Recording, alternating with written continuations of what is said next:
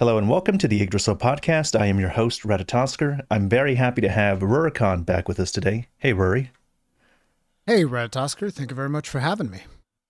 It is a good time to have a podcast, I think. Like a lot has happened. We haven't talked about a lot actually. Monster Hunter Wilds had its I beta. uh We haven't talked about that. I don't know if I can be on your podcast because it's going to be bad for my image. I'm trying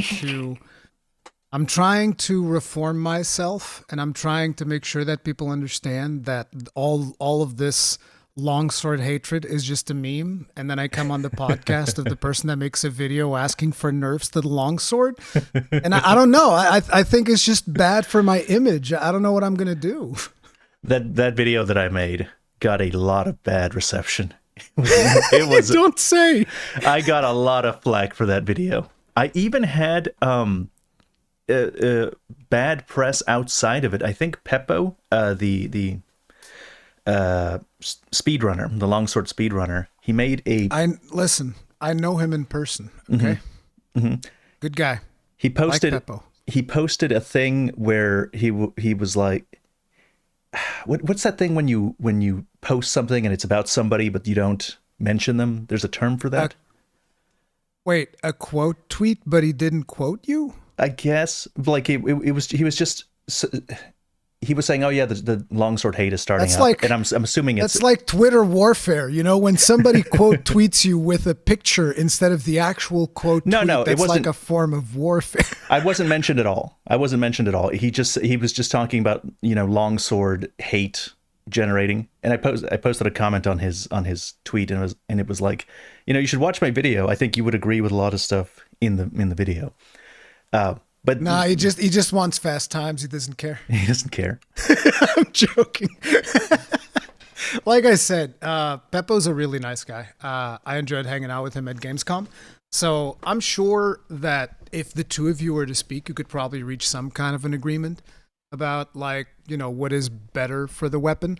The thing is, for me, I've reached the point where I genuinely don't care if there's a weapon that's completely broken. And I found it interesting that every now and then I'll get a couple of interactions, and because people were in reply to your tweet that you made about the video that you had made, and I was trying to make the point. Well, you see, what about if a weapon could one shot a monster? That's kind of like the point. Mm-hmm. And this person was like, "That'd be fine."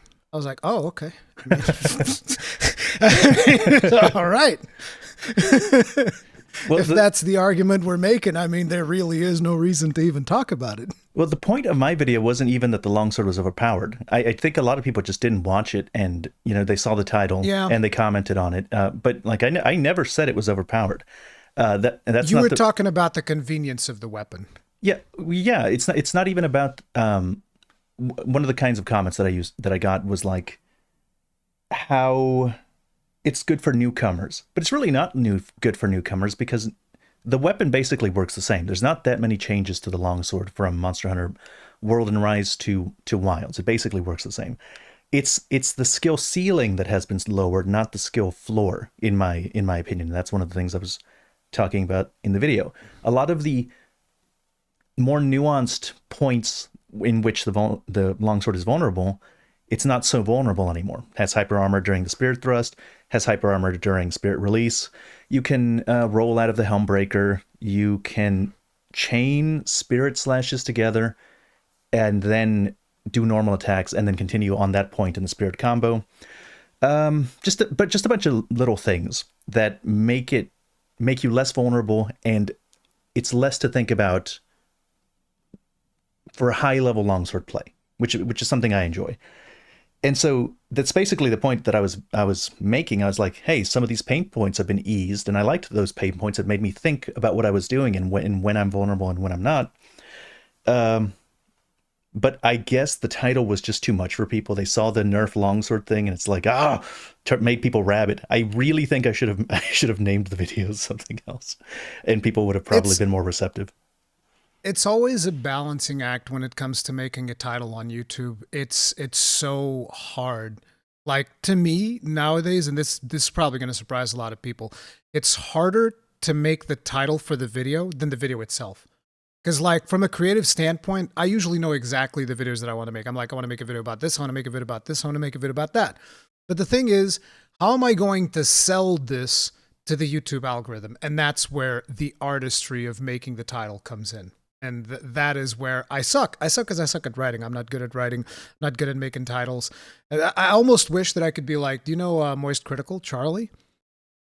I almost wish that I was like his size just so that I could do the same style of titles that he does, which is basically like, I'm going to talk about this thing. And that's it. That's the title of this video. And I'm just like, I wish I could just do that. That'd be so amazing. I'd be so much happier. That's But, an unlock yeah. once you've already beaten the algorithm. Once the algorithm favors you, you can do whatever you want. This title, that title. Um, okay, well, since we've started talking about wilds, we might as well like get wilds out of the way while we're on the subject. What did you think of it? Are you happy with your weapon? What's your overall impression? Oh, I love the what The they did beta. with the gun lens. Yeah, in the open beta, I absolutely love what they did with the gun lens. It feels fantastic. It's got like this flow to it where every time you do a worm stake, you get a faster wyvern fire, and every time you do a wide sweep, you can go into the full blast. So those are basically like the new combo paths of the gun lance, and it just feels really good to play that way because they've introduced a bunch of guard points. So even your long reload has a guard point. So you can pull off a guard point, and even if it kind of like interrupts the reload animation, you still get a full reload because you timed it correctly. So it feels very good to play. And on top of it, full blast having guard points in the middle of it also feels good because it doesn't feel like you're getting punished for, oh, I have these big, long, winding Hmm. animations, and there's no chance of like doing anything creative with that. I just have to wait for an opening. This allows you to play a little bit more risky, but I'm still going to get interrupted often. If you play it risky without really figuring out, okay, the monster's going to do this. So if I do the animation now, I'm going to land in the part where I'm going to be guarding. So it allows you to kind of like figure out stuff like that, and it feels really cool to play. And it doesn't feel like tremendously overpowered, even though people have been saying, oh, Gunlance is easy mode now, because Gunlance in beta always brings true damage. And I kind of feel like people might have forgotten that during the beta of Rise, most speedrunners were playing Gunlance because of the true damage. And because of there was that shell stake spam that they would be able to do because you'd go from charged shell into stake, and it was really fast, so people would spam that nonstop. But yeah, Gunlance in betas always performs well, so it doesn't surprise me. I as you know, I was like, I'm not playing the longsword before the beta came out. I'm gonna go with the gun lance. I'm gonna really mess with the gun lance. And I ended up I was very disappointed I did that use you the didn't gun do it. lance.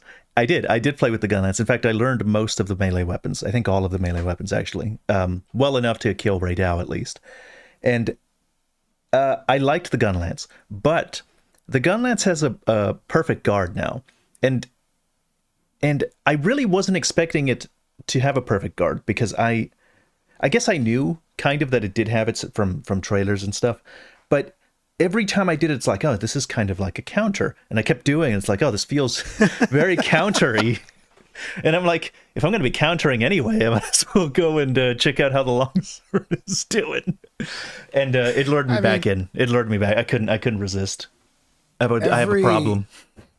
every weapon that can block has a perfect guard now, so yeah. Yeah, no getting around it. But that's fine. I mean, again, I think the most important thing is that people play the weapon that they're having fun with. So it's Yeah, whatever. yeah. I would prefer that you played Gunlance because it would have been interesting to see how you would tackle the Gunlance. But oh well. What's your secondary weapon though? I don't think I have like a set secondary weapon. Like I'm not sure that I might just go double longsword, especially if we the secondary weapon thing is weird. I'm still hopeful that maybe they'll do something like add more monsters that have interesting elemental reaction, and then Kind of you're like a Baroth. like a Baroth, yeah, or like a Kolvatroth. I think we talked about that Yeah. last time.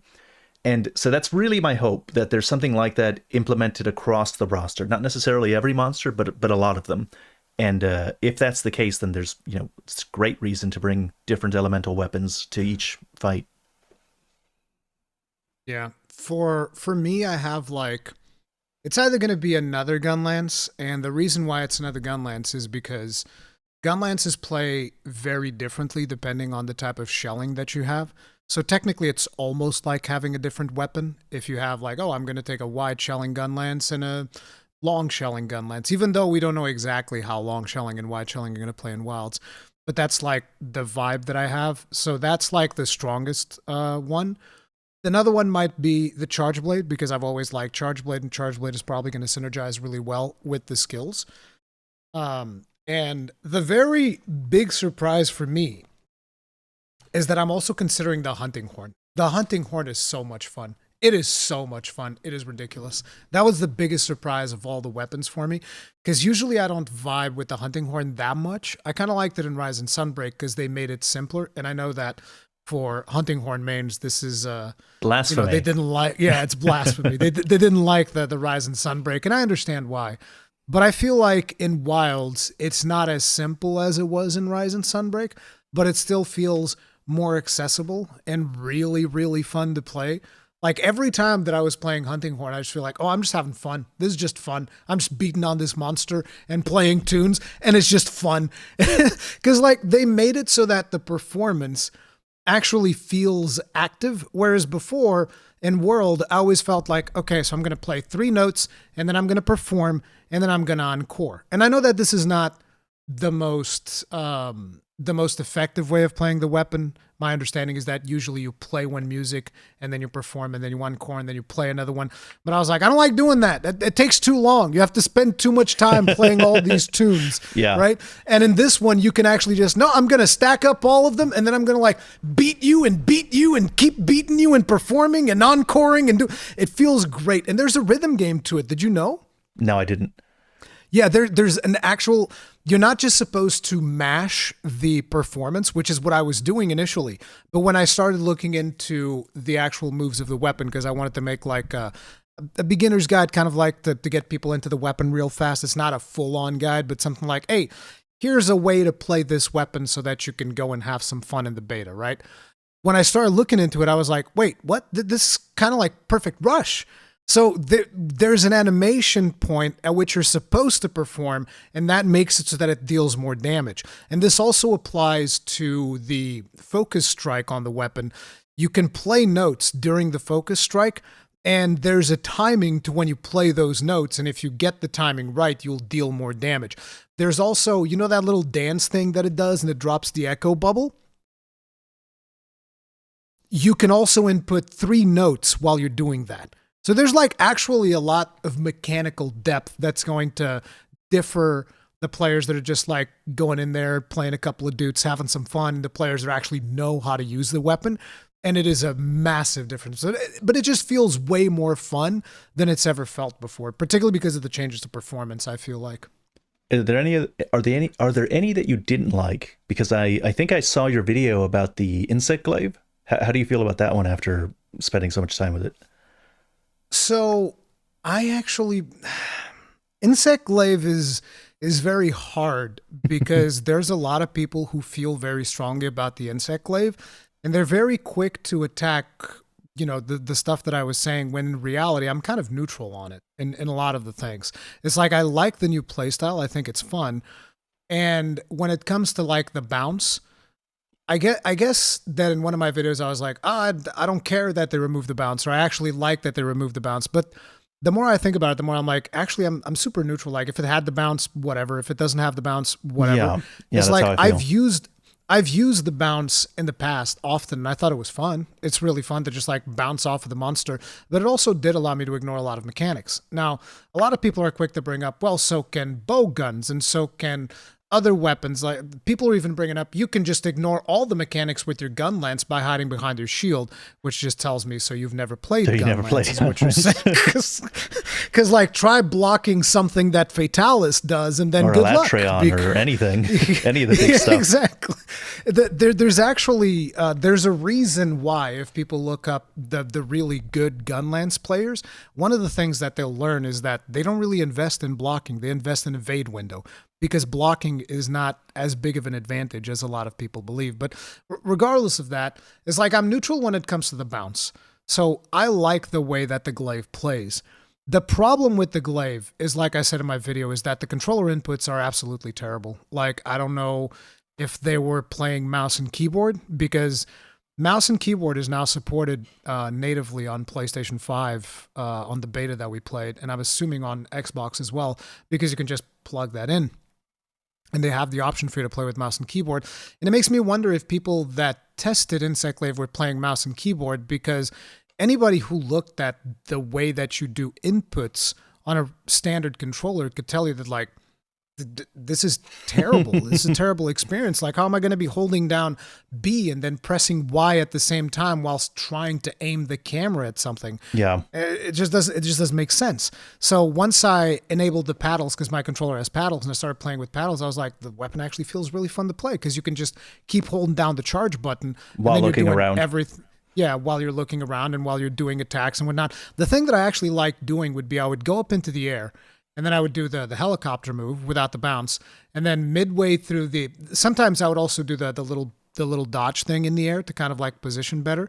Then I would do the helicopter in the direction that I wanted to go, and then you release the charge button, then he dives in, does the diving wyvern thing or whatever it's called, plunging something. And then he starts doing the charge attack, and then after that you can follow up with the spiral slash, and it's really cool. Now the problem is, the way that a lot of people played the weapon is using their ground pound move and also doing a lot of helicopter. But apparently the infinite combo is no longer there, which I didn't really do the infinite combo all that much when I was playing Insect Glaive. Usually it's like, oh, the monster's in the ground, I'm going to do whatever is the moveset that got you to do that spinning attack that would deal the most damage, the highest like movement value for a regular attack of the Insect Glaive. And I would just try to get to that attack as often as I could, rather than trying to focus on a specific combo. So, you know, I found it cool to have the charge attack, and I like it. I like the weapon a lot, and it felt very fun to play. But again, it's not important what I liked or didn't like, because I'm not an Insect Glaive main, even though I've played it a lot. There were a lot of hunts in World and Iceborne where I was like, I don't feel like dealing with this monster, so I'm just going to Insect. I can give you an example, like Arch-Tempered Xenojiva. Screw that monster. I was like, nope, I'm going to glaive it up. I'm just going to be in the air. There's nothing you can do to stop me. I'm going to murderize you. And, you know, it wasn't something that I'm like, oh, it shouldn't be like this. But I also like what they've done with the weapon now. It's just the biggest problem is they need to figure out how to fix the input, which I had some suggestions in my video on how they could do it without massively changing the inputs. I saw that. Fairly easy to implement through the suggestions that I've made. I've had actual a ton of Insect Glaive players, and I don't want to dismiss the feedback that I've received from them, which was valuable feedback, because like these are players that spend like a considerable amount of time thinking up ways that the weapon would make more sense. And the stuff that they suggested to me, like I received DMs on Twitter and stuff of people who made the weapon, and they had like this completely revamped control scheme for the weapon, and I was like, this is great. The problem is that they're not going to do this, because there's too many changes that you would need to do in order to implement this solution. And my experience from, you know, how developers adapt and change things in games, I was just like, I don't think there's a way that they would ever do this. Yeah, it's way too much. Which is why I try to come up with like a simple solution that would fix as much of it as possible. And I think that my way would probably fix a lot of things, but it's still not going to fix the valid concerns that a lot of the weapon mains have, that like, hey, they want their helicopter back. And I get it. I get it. If it's something that you feel very strongly about, I completely understand. And I hope that they do something to help you, but I wouldn't count on it, because, you know, not this late in the game. Removing something as key as the bounce, I think they're not going to put that back in. They must have given a lot of thought to it. Like they thought about that. Yeah. That's not the kind of thing. What you're saying really resonates with me, because in my own controversial longsword video, the changes I was suggesting were changes that I was like, these are reasonable small things that would not change the identity of the weapon.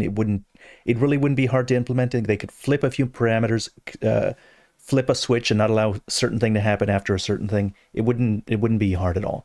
By the way, I agree with most of the stuff that you said in your video. I watched your video and I was like, yep, I agree. But at the end of the day, like I said, I'm not going to be like, this needs to change. I'm going to go speak to Capcom. Like, Yeah. a lot of people think that I have this ability to just go up to Capcom and have things changed in the game, which isn't the case. I don't know. You're a pretty big deal. You talked to the director. He knew who you were. Rurikhan Gunlance. There's people that resent that now. They're upset at me because that happened. I was like, They're happy for you. not the way that you were. Not like me. Yeah. No, but it's like I not to mention that even if I did have that power, I think it's important that people understand that I don't consider myself qualified enough to go up to the developer of a video game and be like, no, you guys should change this because this is bad. Unless it's something that has to do with like monetization or, something in regards to like a business model or something, then I will be arrogant to that point and I'll be like, hey, this is really bad, which is something that I did for like the Lost Code weapons. It didn't change anything.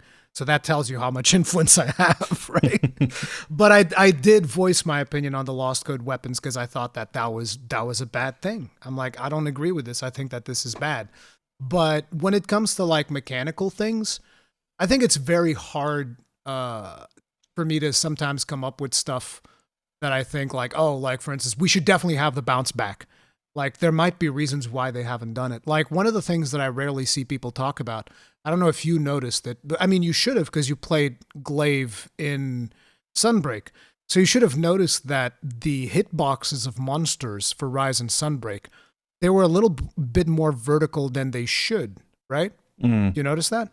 Like when you were above the monster helicoptering, they would catch you a lot of times where you would probably feel like, I kind of feel like that didn't really get me. Didn't that happen often? Yeah, but that happened all the time. I thought that was just how they were trying to balance it. Like exactly. But that's the point. You thought it was because of what they were doing to balance what? To balance the bounce. Yeah, to balance the bounce. Yeah.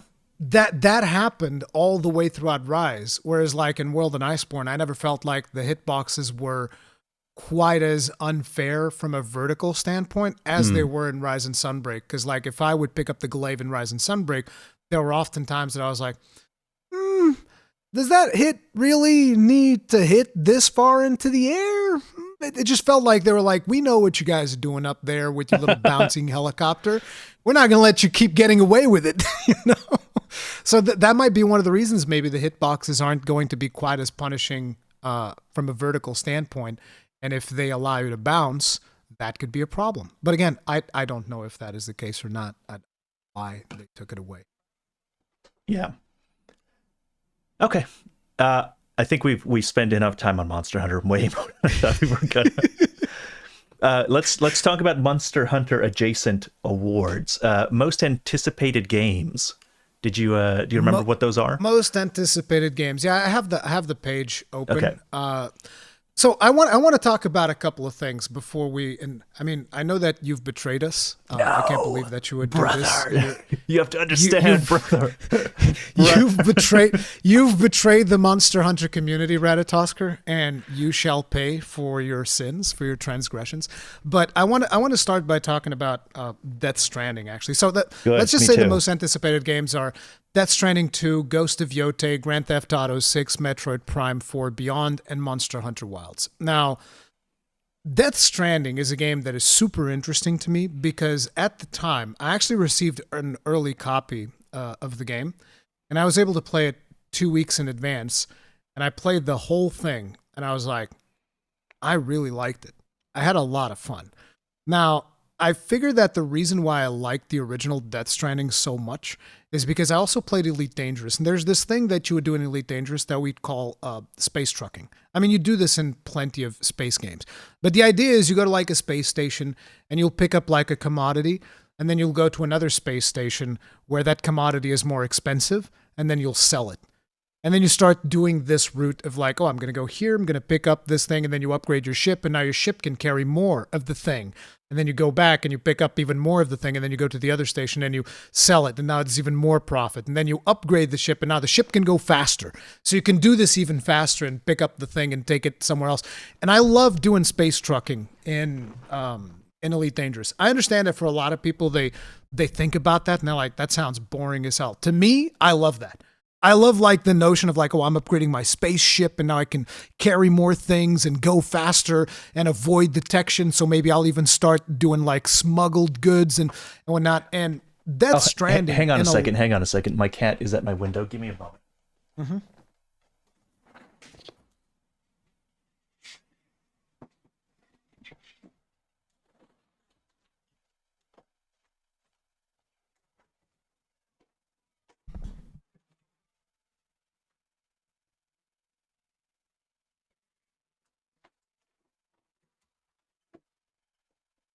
All right. Perfect. My bad. And so Death Stranding kind of gave me that same fantasy of like, oh, I'm getting this upgrade thing. I forget what were all the upgrades that you could get with the character because it's been so long since I've played it. But like you being able to upgrade to make it so that your route was more efficient, you would be building bridges. And then there's the social aspect of it, Yes. where another player would build a bridge and you'd be able to, or they would start building a bridge and then you'd be able to go there and finish it. And then other people would benefit from it. And at the end of the game, I basically had zip lines all over the friggin' thing, and everybody was building zip lines, and we had the whole thing planned out. And I thought that was fun. And then it also had plenty of Kojima craziness, which is also fun. Yes, it was a fun narrative. Did you know about really the liked paths? Like, did you know about like the if you walk over an area and lots of people online walk over an area, it'll make like the grass will die in that area and it'll make a little Yes. natural path. Isn't that Yeah. cool as shit? Yeah, because like I had a review document that would explain some of the social features, and I think that's one of the things that was mentioned there. Like if you pay attention, like the way that things appear in the world and whatnot, it changes based on the social aspect of it, of what people are doing there and whatnot. Yeah, it was really cool. And but the point is, it was fun for me to do play that game, and then I make my review and I explain to people like, listen, this isn't going to be for everyone. But the Yeah. people that get this, they're really going to like it. Yeah. And I was eating shit. You were yeah. I knew it. For I knew it. weeks. For weeks, I was eating shit, dude. Like everybody crapping all over me. But now I find it interesting that a lot of new people are discovering the game now because they Yeah. want to play Death Stranding 2. And now it's okay to like it. And I was Yeah. like, I would see have been how one it of the is. people criticizing you if I on Yeah. release. I would have been one of those people. It doesn't surprise me. It doesn't surprise me. Yeah. So So yeah, I got a lot of flack for liking Death Stranding, but yeah, I can understand why this would be one of the most anticipated games. I am. I have a similar. Well, I have an interesting relationship with Death Stranding because I've kind of like. I'm kind of snobbish in regard. I kind of turn my nose up at Kojima somewhat because I like Metal Gear Solid 1, 2, and 3 so much that I am dismissive of his other work. It's like, he's outdated. His best works are behind him kind of attitude towards him. Because like Metal Gear Solid 4, I don't think was as good as the other three. You can tell he didn't want to make it. He wanted to end the series there, and he wanted to kill Snake off. Actually, there's an interview where he talks about how he was convinced not to. He was like, basically, his staff was like, "Don't do it, no," and he had to let him be alive. And then Metal Gear Solid 5, I think, was the worst in the series, even with all of its cool, fun technological innovations and how I liked 5. like, yes, I did too. It was fun, but I just don't think it, as a work of art, is as good as his first three. It's basically how I feel about it. And so I look at Death Stranding and I look at how weird it looks, and I look at his walking, and I'm like, Kojima's up his own ass. Like he's completely up his own ass. He's sniffing his own farts up there. It's a closed system where the fart gets sniffed and gets redigested. That's what's happening here. And so I did not play it. Didn't want to play it. Eventually, for some reason, I did. And what I noticed was the little social aspect that he has, where people give you likes for your bridges and you build bridges and it helps other people, and then you can give other people likes. I'm like, this is actually exactly what Miyazaki was talking about when he was talking about his message system and what he was trying to do with the message. In fact, this is better. This is way better. This is more fully realized than anything Miyazaki. The stuff is actually in the world, and they're helping each other without actually interacting with each other at all. Only a couple of little likes to show your appreciation to somebody that you're never going to meet ever again. Is small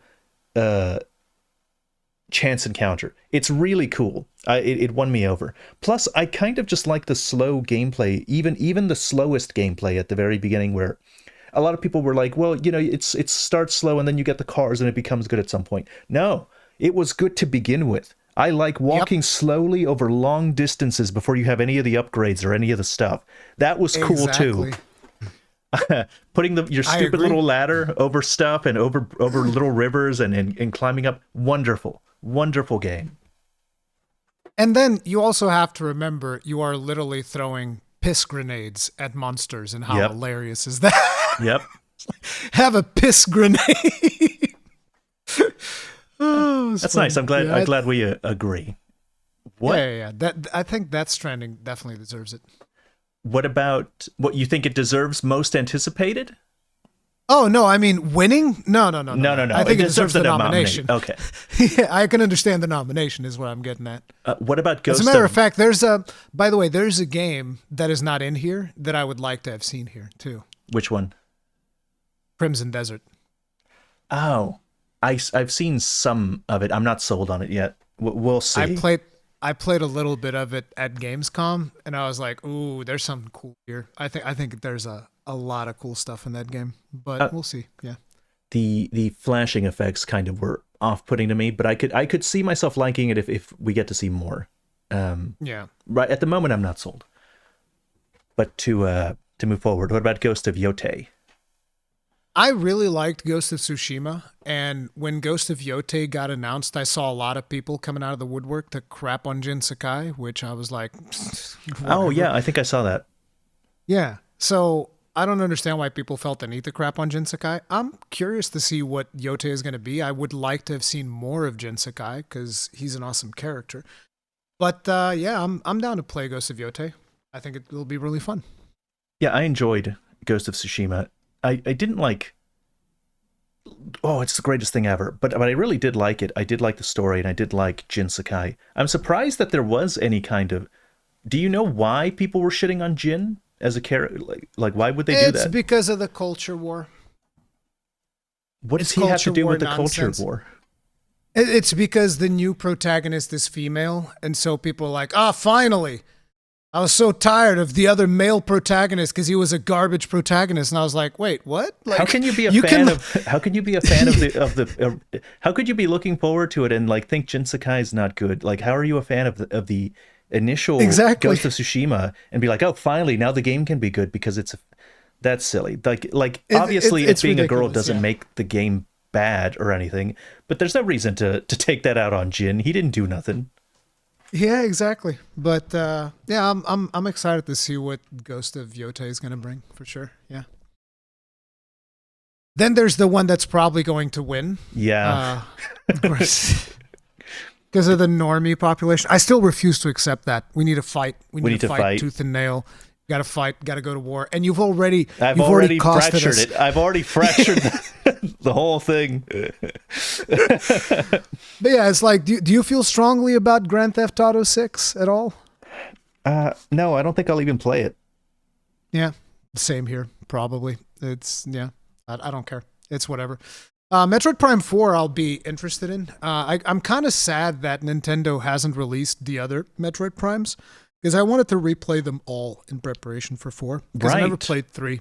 I really would like I would really like them to remaster, especially 2 because 2 is my favorite. Most people like 1 the best, but 2 is my pick. See, the problem that I had was, and I think I've told you this in another podcast before. I bought the trilogy when I bought it because I bought it for the Wii. I never played it on because the Wii was my first Nintendo console. And so I bought the trilogy, and I remember because I played 1, played 2 back to back, and then when I finished 2, I was like, okay, finally I get to play the new one. And then I played it for like 30 minutes, and I was like, I'm so tired of playing this game because I had played so many hours of Metroid Prime that by the time I got the 3, I was like done. And so I never got to play all of them back to back, and I would like to try it again. Just like, okay, I want to play 1, 2, 3, and be ready for 4. 3 is also like, personally, it's the one I like the least. I think it's widely considered the least interesting among them. Oh, then I didn't miss much, apparently. Yeah, you didn't miss as much as you could have. It's not like it's like it's not co-equal to the other two in my opinion. Okay. But so I have to explain myself. I must explain myself to my Monster Hunter buddies. It's funny because I was saying yesterday on the stream, like, I'm going to go have a call with Ratatoskr tomorrow. We're going to talk about this. Don't you worry.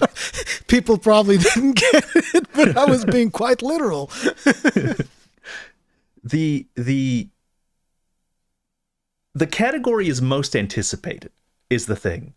And Yes. Capcom doesn't keep me waiting for Monster Hunter very much. Because, like, Monster Hunter World, that's my entry points when I started. Greatest thing ever. Had so much fun. I think it was around after Fatalis got released or before it got released, somewhere around that time period. The announcement for Monster Hunter Rise was made. It was not like there was a huge waiting period after Fatalis. It was like relatively around the end of content for Iceborne that they announced Rise. So I was never really waiting for a long period of time. And then Rise didn't take a long time for Rise to come out. Like it was all happening quite fast.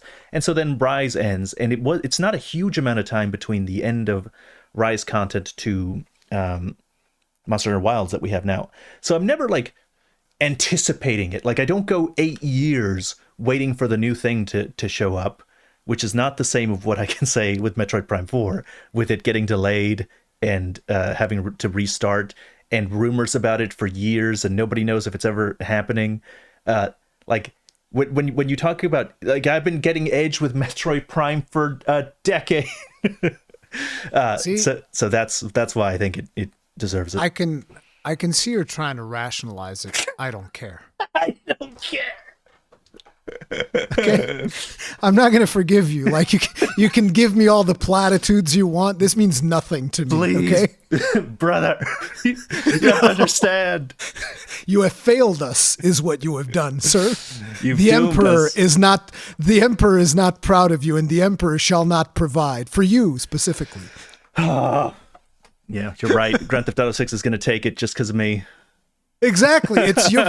Just remember this: when Grand Theft Auto 6 takes it because of one vote, it was you. I don't You understand. could have changed everything. I don't understand why Grand Theft Auto is such a big deal. Like, I get it has 200 million sales or something like that. It's the age demographic mostly, because like, think about it like this: who do you think is playing Grand Theft Auto 6? You think it's people that are over 30 years old? Yeah, No, of course. it's There's 16 to 20. It's 16 to 20 Exactly. year olds. It's teenagers because it's cool. It's edgy. Oh, I'm gonna go steal a car. Oh, I'm gonna go have sex with a prostitute. And it's like all of these things, right? So it's a teenager fantasy, and that's why, because that's But the how biggest is this demographic possible? for gaming. Because Grand Theft Auto 5 came out in 2013, and those kids wouldn't be teenagers. They should have matured by now, and now they should be playing Monster Hunter Wilds, a real mess. Yeah, but they matured, but they've neglected their children. See, there's a reason why my kid's not playing Grand Theft Auto, because I'm teaching him how to play Monster Hunter. Oh, goodness. Right? I'm teaching him at a young age, so he's not going to be excited about Grand Theft Auto because he knows that there's something better to look forward to. The problem is the parents. The parents have failed their children, and that's why Grand Theft Auto is as popular as it is. That's why. That was really funny. You had me sweating there for a bit. What? That was really Why? good. It's because the parents neglected them. That's why they're playing. Exactly. So it's good. true. It's so good. No, but like, Explains I'm everything. I'm not even exaggerating though. Like, if you pay attention to most parents, which this is something that I don't do, but most parents, like when you see them, let's say you go to a mall or something and you see parents with their kids, let's say they're sitting down to eat. What do they do to the kids? I don't know. I don't have kids around. Yeah, but like if you've never paid attention to this, like if you go to a mall, like look at next time you go to a mall to grab a bite to eat or something, look around for a couple that has a kid. And I want you to pay attention to what they do when it's time for them to eat. Because what they're going to do is they're either going to pull out an iPad or an iPhone or whatever, and they're going to put on fucking Coco Melon or some other nonsense. And that is going to, some parents are even worse because they'll just straight up let their kids browse TikTok, which actual, I think there's a case to be made that could actually be considered straight up brain damage, what they're doing by letting kids go to TikTok at that young age. But, people should do their own research about this. Don't take my word for it. It's just I've done the research because I'm a parent and I need to know what my kids are consuming. So because parents take this very much laissez-faire attitude and they just put iPads in front of kids, whatever ends up being popular on YouTube is just something that gets constantly perpetuated. That's why Grand Theft Auto 6 is super popular. That's why we're going to lose to Fortnite is super popular. Yeah, and this is why we're going to lose to Grand Theft Auto 6 is because of the kids. Yeah, 100%. Damn. Like, I'm doing my part, but there's not that many parents out there doing theirs. My mom was right. We should have kept them off the damn. It's the damn phones. It was it all along. It is. Like, my kid does not have access to a phone still, and the iPad I have it very, very controlled. But on the flip side, he can play his Nintendo Switch as much as he wants. That's good. Oh yeah, that sounds about right. I have not looked into it deeply, but I have read a couple of books that mention the screen time studies and how it affects especially young kids. Yeah. And it doesn't look good. It doesn't look good. I probably will do something like that with my own kids at some point. Yep. But let's move forward to the big thing. I mean, we can just agree that Monster Hunter Wilds deserves to win. We can agree to disagree.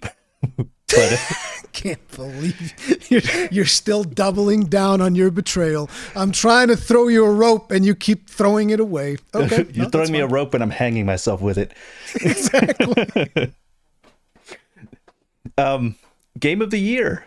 What did you think? We're going to go straight for Game of the Year. We'll talk about some of the other stuff, but I want to go straight for Game of the Year.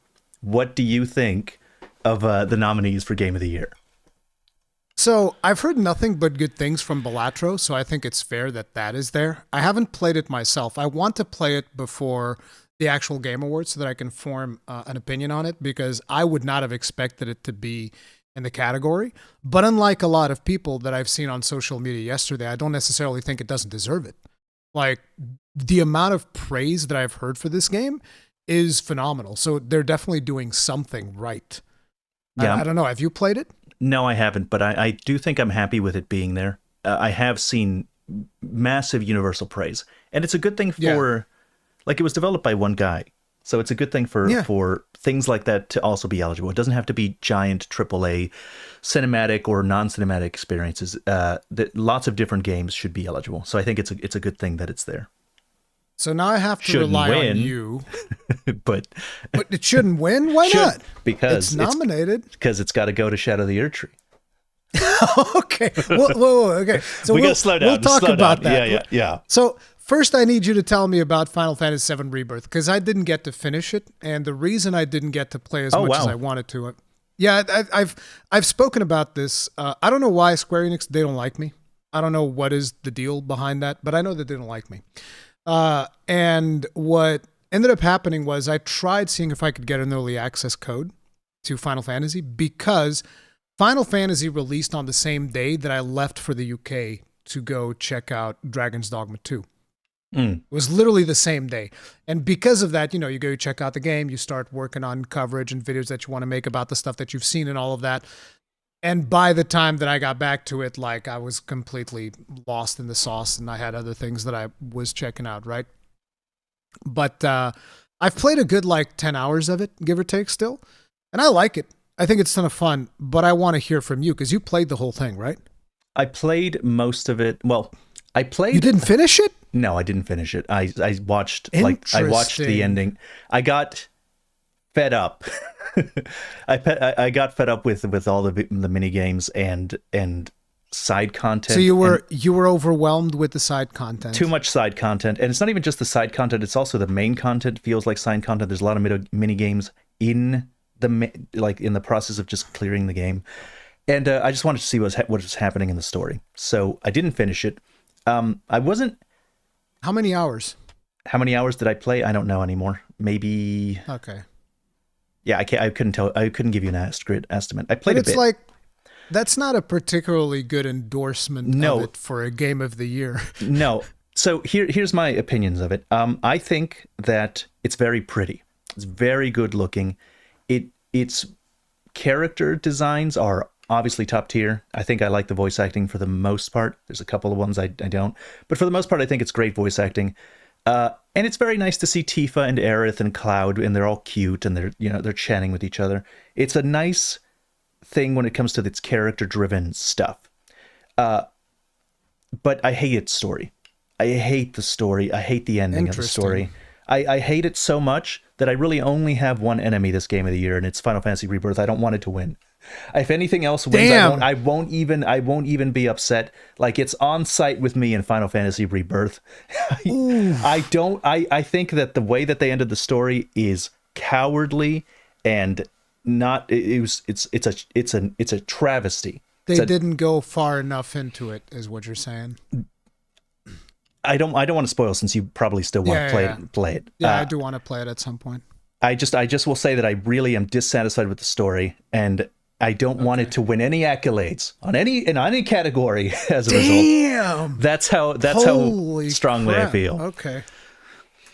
All right. I mean, I was kind of leaning towards Fantasio. I haven't really played much of it, though. I tried getting started on it, but yeah, there's this problem, which is, I mean, I say it's a problem. I have kids, so everything.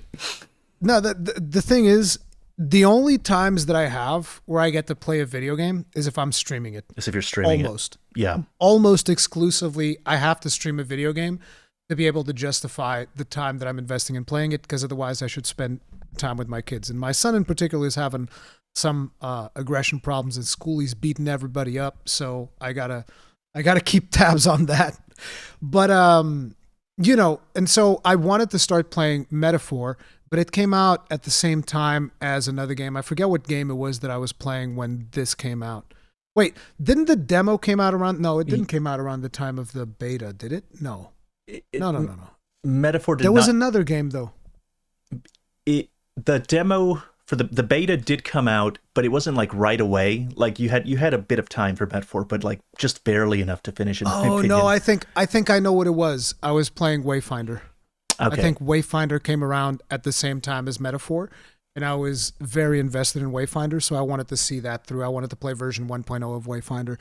And so I played that instead of Metaphor, but I definitely want to play Metaphor because I love Persona, and from what I've been told, it seems like it's better than Persona 5 for most people that played it, and these are big fans of Persona 5 that have told me this. So I'm like, oh man, this has to be like one of the coolest ones, hands down. I didn't think that much of it, to be honest. Really? I don't even think Persona 5 is my favorite Persona, but I think I prefer even Persona 5's a lot of things. Do you like video games, Ratatosk? I do. I like video games. I like them so much. I promise.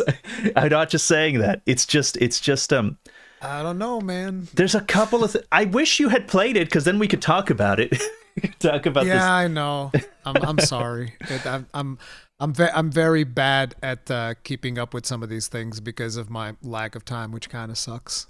But yeah, but it's definitely one, like, if you were gun to my head, force me to vote for something, it would be ReFantasio. Okay. Like, I don't have negative feelings towards it the way I do towards Rebirth. So it's not like that. I'm just not as impressed as a lot of people seem to be. Like, some people seem to be very moved with the narrative and very moved with a lot of the combat systems. And in neither direction do I think it's like supremely better than even Persona 5. It's about the same in my opinion, and that's great, because Persona 5 is fine. Persona 5 was a lot of fun. I just don't. It may be a me thing. I'm not as moved story-wise, especially. So I don't think either of us is going to feel particularly strong about Astrobot. Did you play it? I didn't play that one. Finally, we got one. I didn't play this one. I played the previous one. Like, you want to know the worst thing about Astrobot? I was so busy when this game came out. I don't remember what I was doing, but I was super busy. And so I saw that I had a review code. And the review code lapsed when I went to claim it. And I was so embarrassed that I'm like, I should just buy this game Wow. out of embarrassment. I haven't bought it yet, but I probably will just end up buying it because I like the original one. The original one that comes for free with all PlayStation 5s, Astro's Playroom. I've played that and I've played it with my kids, and it's a lot of fun. I wouldn't necessarily pick it for my game of the year, but I've seen a lot of like the speedrun levels, which informs me that they've improved on a lot of like the mechanics of the game and stuff like that. And it feels like a really solid game, and I think it deserves this nomination, but it wouldn't be my choice for game of the year. I haven't played it, but I think it probably deserves it based simply on the reaction that it got, because I don't think that people were clamoring for Astra's Playroom as much as they are for this. Like for this, they're like, oh, this is a fully fledged game. It got huge. It has a tie with Shadow of the Erdtree for highest reviewed, game of the year thing. And so, like, and I don't really see PlayStation people, like, my mental image of PlayStation fans is not really, oh yeah, Astrobot, that's the best thing. A platformer that would be well at home at Nintendo. Not really my normal mental image. So the fact that it's so widely acclaimed makes me think, yeah, it probably deserves it. Usually you look at, like, the PlayStation fan base, and what I imagine is people that like God of War, Last of Us, Ghost of Tsushima, exactly, those types of experiences. And this is very different, and the amount of people that really, really liked it definitely speaks in its favor for sure. I think Team Asobi is extremely talented in what they've been able to achieve with this for sure.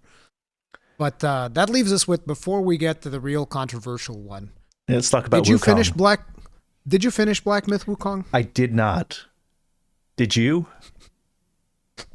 This is terrible. 5 games out of so far you haven't played from the game of the year. The funniest thing is when I was watching this yesterday, I was like, did I even play video games this year? I don't think I played video games this year. What happened? What's going on? But I've played a good chunk of Black Myth Wukong. I had problems with Black Myth Wukong because of optimization for my AMD GPU. It didn't run particularly good, so my first stream with it was not great. My second stream with it was a little bit better. And also, I had another problem with Black Myth Wukong. You want to know what it is? What was it? You want to know when it released? When? Literally the same day that I left for Gamescom.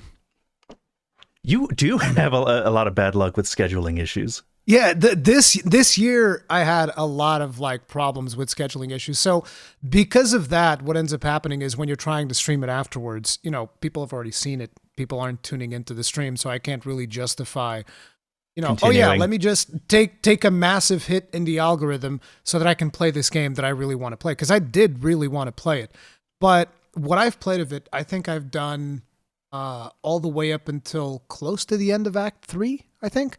That's pretty far.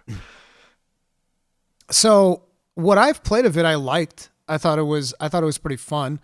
But people are telling me that some of the best stuff comes much later into the game, which is why I guess I wasn't as impressed as a lot of people are, because the people have told me like, oh, there's way cooler stuff later down the line. And on top of it, I had to do one of the levels that I friggin' hate, which is that level in Act 3 where you have the whatchamacallit, those ghost things, and then now we go into the Shadow Realm, and now there's like this annoying enemy that you have to deal with that deals a ton of damage, super annoying. Like, you know what I'm talking about? No, I didn't reach that far? I didn't get to Act 3. I got to Act... Wow, you did. You didn't even get that. I got further than you. This is not going well for this podcast. Like, the guest hasn't played any of the nominees, and the host is like, yeah, I don't like any games. I just hate video games. I just don't think anything is good. No, but it's like, I liked Black Myth Wukong, but like I said, there was a level that had a gimmick that I really didn't like, which is that whole gimmick that I've told you about, in the Ringed City. Yes. You have the Gundam angels that are pressuring you to move forward. Oh yeah, you like to take your time. You don't want to be rushed forward. I hate and that third act has a level like that, and I was like, oh fuck. So I went through the whole thing, and that was actually the last stream that I did, which probably influenced me. I was like, well, there's not great viewership, and this last level was miserable. So I ended up not, but I will continue playing it for sure. I will play it. But I think it's a good game. I think it probably deserves to be nominated because of just the sheer amount of success that it had. And like I said, I've heard that in the final stages, it gets significantly better. So I wouldn't surprise me if Black Myth Wukong even takes it. And I wouldn't be like, oh, I can't believe Black Myth Wukong took it. But I think that the two strongest contenders in here are Black Myth Wukong and Metaphor Refantasio. And now we get to the controversial part. Elden Ring Shadow of the Earth Tree, which is the one game that both of us played. Both of us played it. Actually, not only I played it like 3 or 4 times. Yeah. It's like, it makes up for the other ones, because this one I played it way more. I'm not beating the From Software simp allegations. I'm not beating anything. I'm cooked. Me neither. But, yeah, I don't think that DLCs should be considered for Game of the Year. I think you should have a category for best expansion, best DLC, call it whatever the hell you want. And you have a category for that, and then it should win that. Because it's not a standalone game. I agree with you I agree with you. Okay, so yes, that I completely agree. I've been saying that for a while. I was even unhappy last year when Cyberpunk won Best Ongoing, because even Best Ongoing those are usually live service games. It didn't belong in that category, I think. I think they really should make their own category for DLC. For DLC, for DLC and expansion. That way Iceborne would have qualified for something like that. Because now people are going back to the past. And by the way, last year, I don't remember, but I was told that like Phantom Liberty was also like in Game of the Year thing. Yeah. And if it was, I can guarantee you that I was against it back then as well. You can probably go back to my stream and watch it. I was probably against that too. That's what I was mentioning. It won Best Ongoing.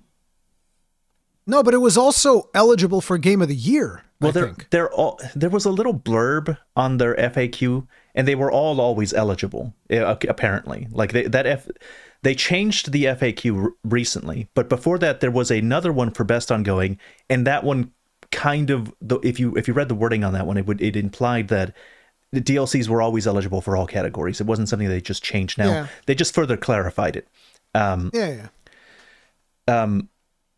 So yes, I agree with you. However, given that we live in this world and that it is nominated for Game of the Year, you've convinced me. You know what? You've convinced me. It is there.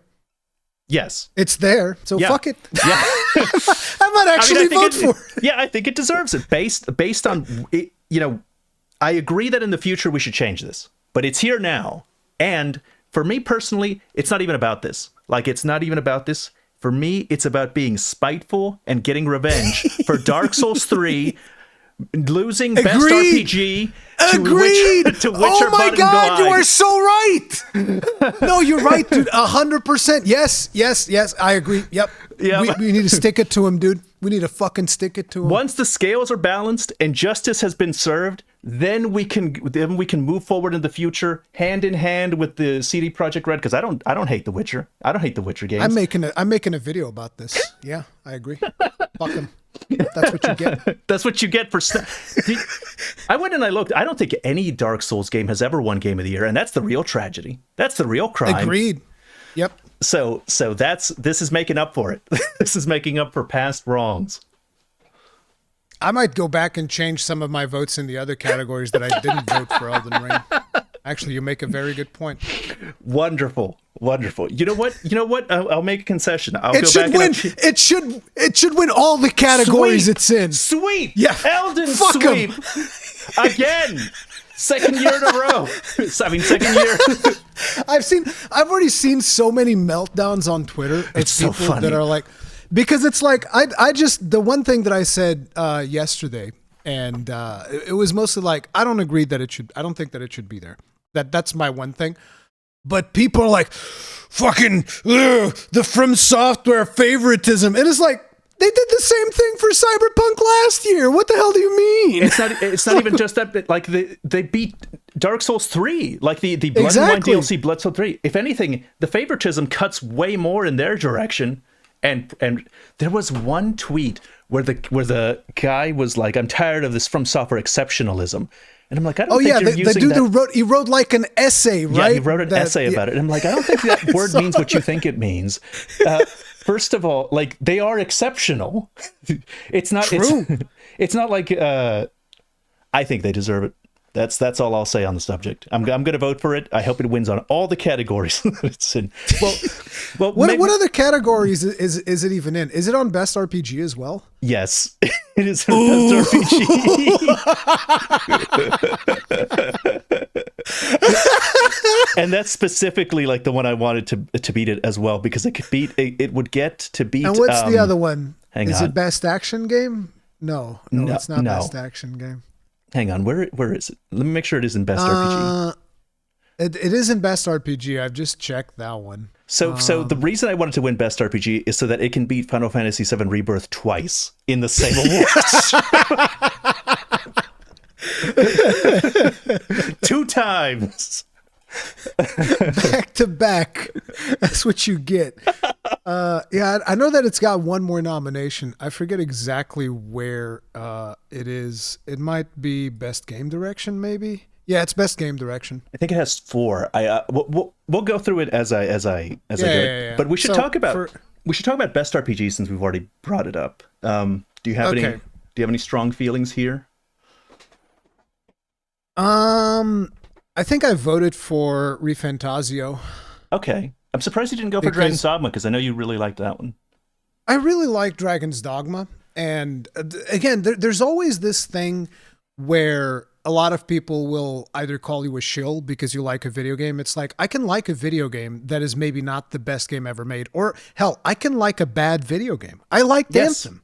Yes. I thought Anthem was awesome. Oh, wow. I didn't know that. I can, yeah, absolutely. I mean, awesome as in the gameplay loop, the actual flying, the combat. I thought all of that was awesome. The story, not so much. And the actual content that they've developed afterwards was terrible because they had no direction for what they were doing. And you could tell that they didn't know what were the strong points of the game to begin with, which was fucking terrible. But you could have a whole podcast talking about that. Yeah. But it's like, that doesn't change the fact that I absolutely love the combat of Anthem and that no other game has done combat like that since that game came out. It doesn't exist. That experience does not exist anywhere else. I really don't understand people that like just don't. They don't have to call you a shill. Maybe we just have bad taste. Like, does that ever cross somebody's mind? I can have bad taste. Yeah, it's okay to have bad taste. I can admit it. Like I like. So, yeah, go ahead. And so it's like when it comes to Dragon's Dogma 2, I don't think Dragon's Dogma 2 is a bad game. I think it's a game with flaws. Yeah. I like the story of Dragon's Dogma 2. I thought it was good. I like the combat of Dragon's Dogma 2 is phenomenal. I think that the exploration of Dragon's Dogma 2 feels fantastic.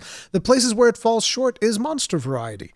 You add like 10 different big monsters into that game, and we're having a whole different conversation. You add a reason for me to kill those final...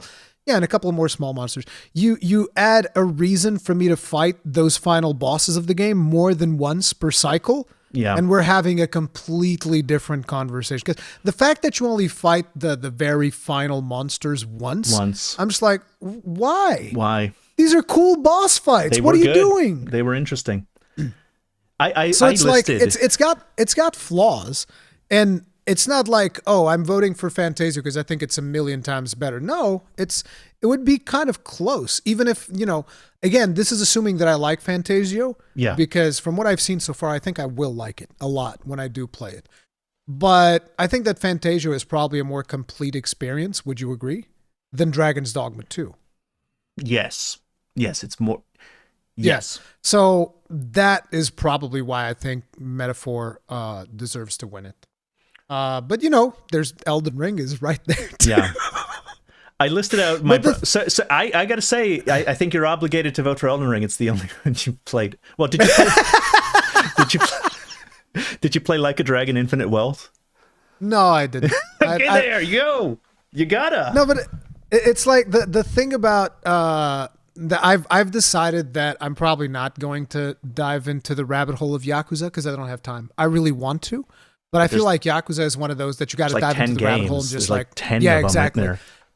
You got to just like really put in the time and play the crap out of them. And it's like that one is really one of those situations. Where it's like, okay, this will cut into my time with my children, so that one's not happening. Yeah. It's like I respect those games a lot. I think that they're doing a lot of really cool stuff. The fan base definitely resonates with them, but yeah, I'm not diving into that rabbit hole. So for me, after careful consideration and looking over the best RPG category, I have decided to Shadow the Earth Tree. But it's like, I guess if you read the description that they have for best RPG, they're talking about character customization, progression, and all of that stuff. And I guess, yeah, Elden Ring definitely. But I think about RPG as a role-playing type of thing. And you don't really role-play that much. Like, you don't role-play a character that much in Elden Ring. In Elden Ring? I would argue. I don't... Like, not the way that you would role-play a character in, say, Baldur's Gate. I don't... Right? I don't think that role playing has anything to do with RPGs anymore. I think the categories have gotten so nebulous. Like I wouldn't consider Elden Ring a JRPG. Even though it is a Japanese RPG. Yeah, but it's absolutely not a JRPG. Yeah. So even though it fits everything that's on the title of the criteria of the category, I still wouldn't say it's part of that category because that category implies other things that aren't spoken about. So the same for RPG. I think these are all RPGs. Like these, at least it seems to me how people use the word. So I'm fine to use it the way other people use it. But for I want to talk about Dragon's Dogma for a bit since it's brought up. I made a big video detailing all my problems with Dragon's Dogma, and it did pretty okay. I just don't want it winning accolades because I think this is a situation where everybody kind of has the same complaints about it. Like I think we've effectively delivered a message to what we want the next Dragon's Dogma to have. So if it just gets... Itsuno got that message. He got that message, kicked him out of the whole company. He left. He's like, yeah, I'm not doing that. I know a lot of people like Itsuno because he made Devil May Cry, and I'm sure he did a good job with Devil May Cry 5, which I didn't play. But I don't think he did a good job with Dragon's Dogma 2. And I think that it's time to let somebody else give it a try because he also didn't do a hugely good job with the first one. So that's basically where I'm at with Dragon's Dogma. I mean, again, like I said, I wouldn't take away the time that I've played of Dragon's Dogma. And if anything, I'm just upset that I had to spend so much time, with the controversy of the DLC situation where some content creators received information about the DLC and others didn't. And then everybody was jumping into my video calling me the one thing that I hate the most. Yeah. They can call me anything. Call me anything, but if you call me a liar, that I understand that I'm giving people ammunition, but that is the one thing that it really fucking gets to me. I can't stand being called a liar because I do not lie. I despise lies. I despise everything to do with lies. I feel very strongly about it. So when people came into my video calling me a liar, I was like, okay, you get to call me that once. This time, because of the fact that there's so much misinformation about this situation out there, I'm going to allow it. And it got to the point where people would come into my video and I was like, go ahead, take your fucking pound of flesh and get the fuck out of here. Like that was it. Because I don't like censoring people. Okay? If you want to criticize me, I don't think that I'm above criticism. I think that everybody should be allowed to criticize me, even in my own comment section. I think that's fine. It just sucks when it's not accurate. It was such a weird event. Like it was all of a sudden, everybody was coming about it. It's like, why don't you care about like microtransactions in any other situation? I never see you guys out here in this kind of full force when I'm making a video and against microtransactions. I'm always getting shit on by the comment section. Be like, no, it's great. I have I'm a father with 32 children that only gets to play 20 minutes every month. Oh my God, that argument. Whenever people start saying, "Oh, I'm a father and I don't have time to play," so it's really good that they're charging me extra for going faster. It's like, How about they just make a good game that you don't have to, sacrifice time spent with your children? Because it's not like the people that have the time are spending this time having fun. They're fucking grinding. Yeah. They're grinding their lives away. Like, what the fuck do you mean? It's like, so whenever people start telling me about like certain microtransactions that are convenience microtransactions being good, I just want to like, oh, I wish I could just slap you in the face because you're being so dumb, playing right into the hand of these corporations that are exploiting you, and you're eating the shit sandwich and asking for seconds. And it's so incredibly frustrating because, like, I still keep tabs with the World of Warcraft community, and they're like, bro, if you want to talk about people that defend microtransactions, you could make like a whole 10-hour essay on the World of Warcraft community. They will defend shit that will absolutely destroy their game and smash their wallet, and they will defend it to their dying breath. They'll be like, it's great because I don't have time to play. It's like, so instead of them fixing the game that now requires you to invest in an unreasonable amount of time, you're happy for them charging you $70 for a boost to skip it. Like, bro, it's like, I don't understand how the brain of these people works, but, it is what it is.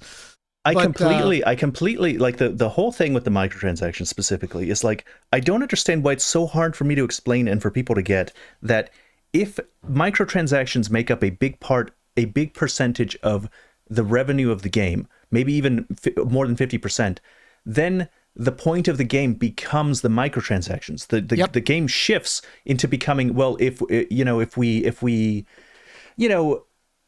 can make it grindier.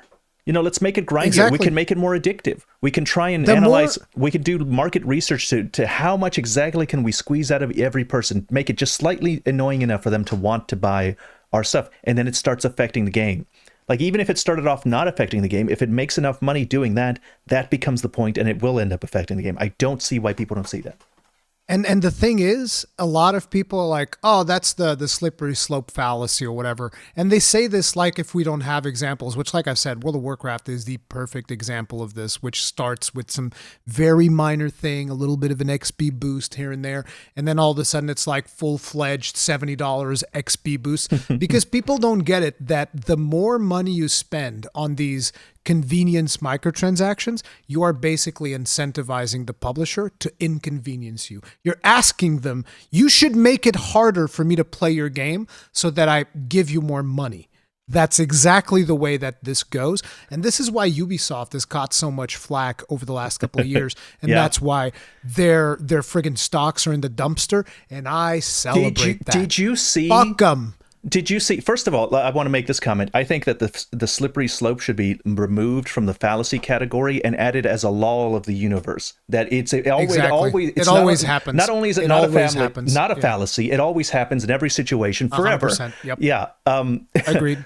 But apart from that, did you see the Ubisoft head of marketing made a whole big tweet? I saw it. An open letter. It wasn't the head. It wasn't the head of marketing. It was worse. What was it? It was the head of monetization. The head of monetization has the gall to hey, you shouldn't be happy that Ubisoft is having problems and going under. And you're the head of monetization. You're literally the devil. What are you talking about? Exactly. No.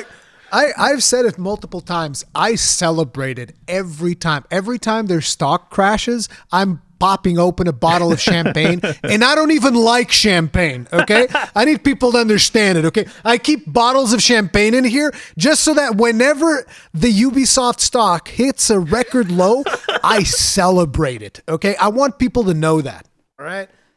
Straight up, I don't give a damn. Oh my goodness. Screw that company into hell. Makes the lives of both individuals and the gaming community worse. And they're like, oh, you shouldn't be celebrating. No, that's crazy. I will celebrate it every single time. I do not care. I am that spiteful.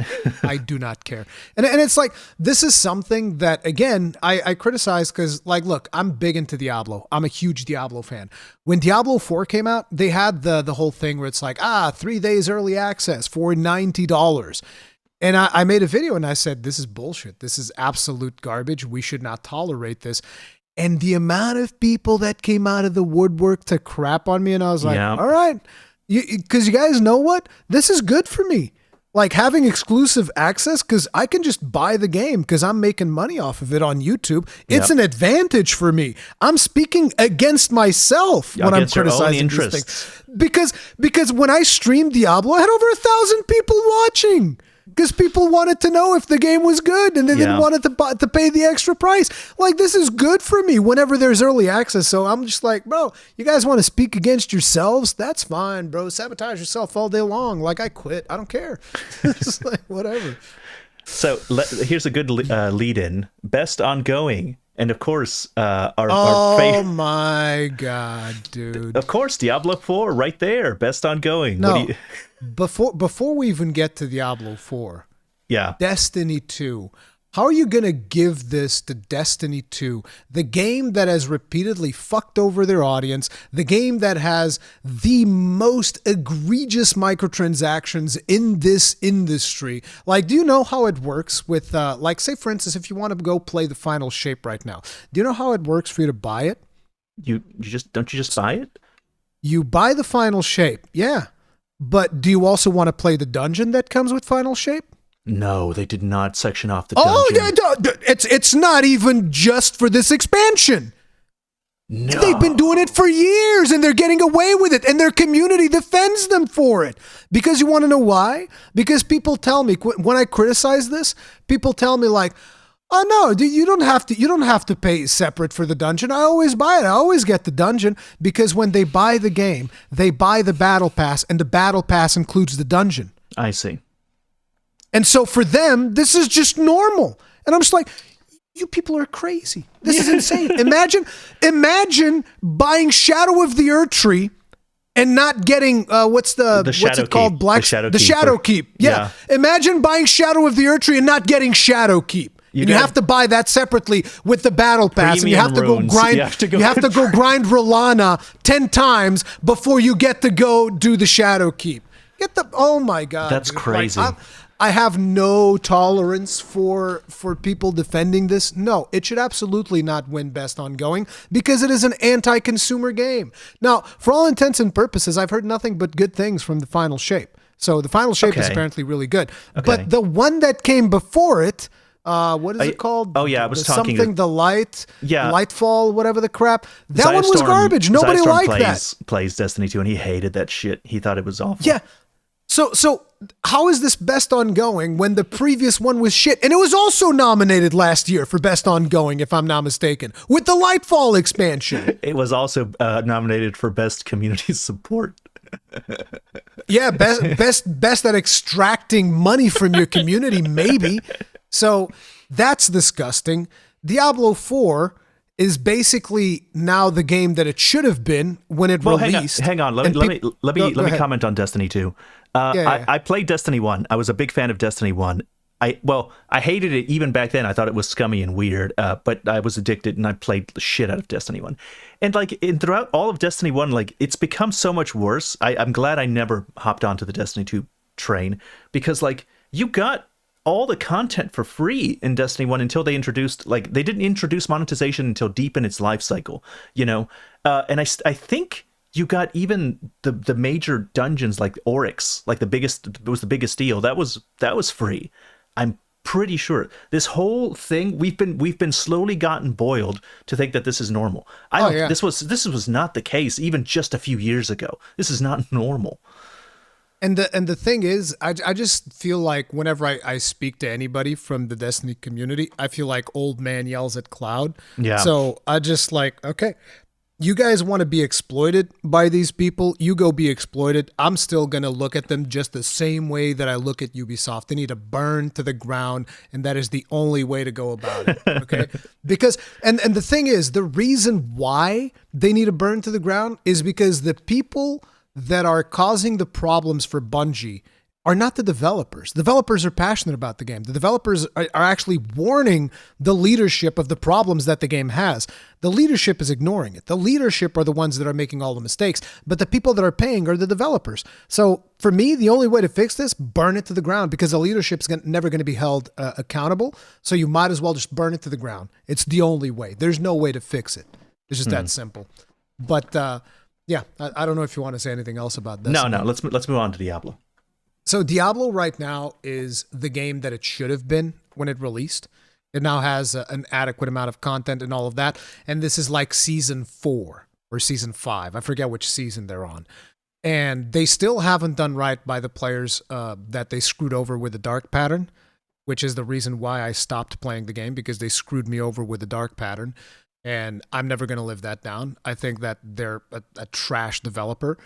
And yeah, I just don't think that it deserves best ongoing for doing the bare minimum to get the game where it should have been to begin with. That's how I feel about Diablo 4. Then I guess your pick this time is going to be Final Fantasy 14. Like I'm going to go ahead and say that's what? Nope. No. What do you mean no? I didn't even finish the Dawn Trail expansion because I hated it that much. What are you You love Final Fantasy 14. You got I do. into it. Imagine how much they messed up in Dawn Trail that I hate that expansion. I never even finished it. It's the first time that I went into an expansion of Final Fantasy 14 and I did not finish it. I will eventually finish it. I will eventually go back and replay it. But I'm curious, what's your problem? What's your problem with it? My problem with it is that they decided to make the Disney version of a Final Fantasy 14 expansion. And that is never what Final Fantasy 14 was to me. I'm talking like complete with a Disney musical act midway.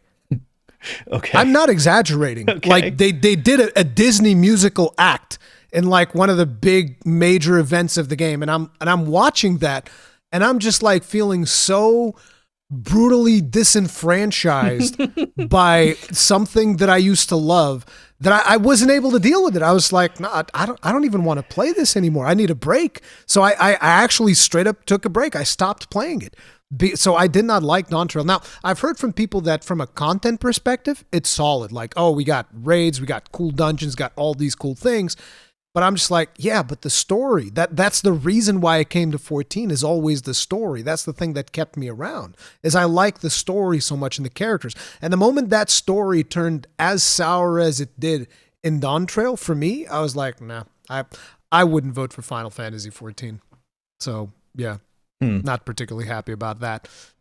But, you know, does it deserve to be nominated? Maybe. I don't know. I only played until half of the expansion, then I stopped. So I'm guessing you're going with Helldivers then? That's your pick? Yeah, Helldivers is my pick. I don't even want to mention Fortnite, so yeah. I have nothing to say about Fortnite. But it's like Fortnite probably deserves it because they have a pretty steady content release thing. Everybody that I know that plays Fortnite, they always say good things about it.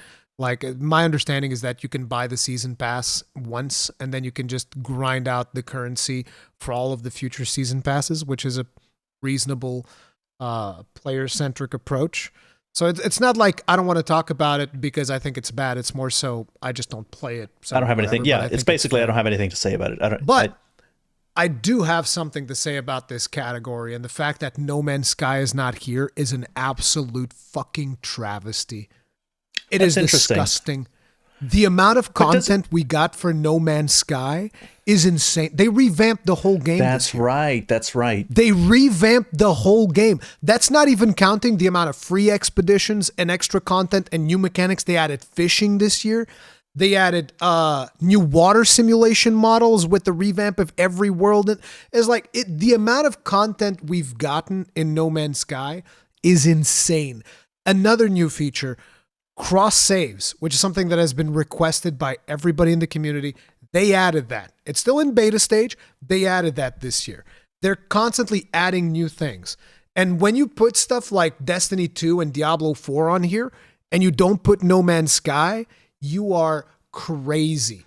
Like, this does not represent the gaming community at all. And I am very passionate about this. I'm kind of, I may have mentioned this before, but I have a long-standing grudge with No Man's Sky because I was one of the people that believed in it, and I did not like it at launch. I'm sure You didn't like it at launch. I Okay. didn't like it at launch. Sean actively lied to me personally, to my face, in my house. He made promises to me he didn't make good on, and so I haven't played it yet. But I totally believe that they've redeemed themselves. I totally believe that they redeemed themselves. But guess what? What? He's gonna do it to you again. He's gonna do it to me again with the entire planet, the entire planet worth of a game. Chunky dragons. Chunky dragons. I'm glad that they redeemed themselves. They did a good job. But what I will say is that the amount of content that I see them popping out, and people keep telling me it's not normal. It's like substantial content for free. Yeah, it is. I'm almost off put by it. It's like, man, that seems like a lot to get into this late in the game. Like I feel almost like it's not hard to get into it all. If you think like, oh, I'm going to be overwhelmed, I'm fucked. You're not. Yeah. You're fine.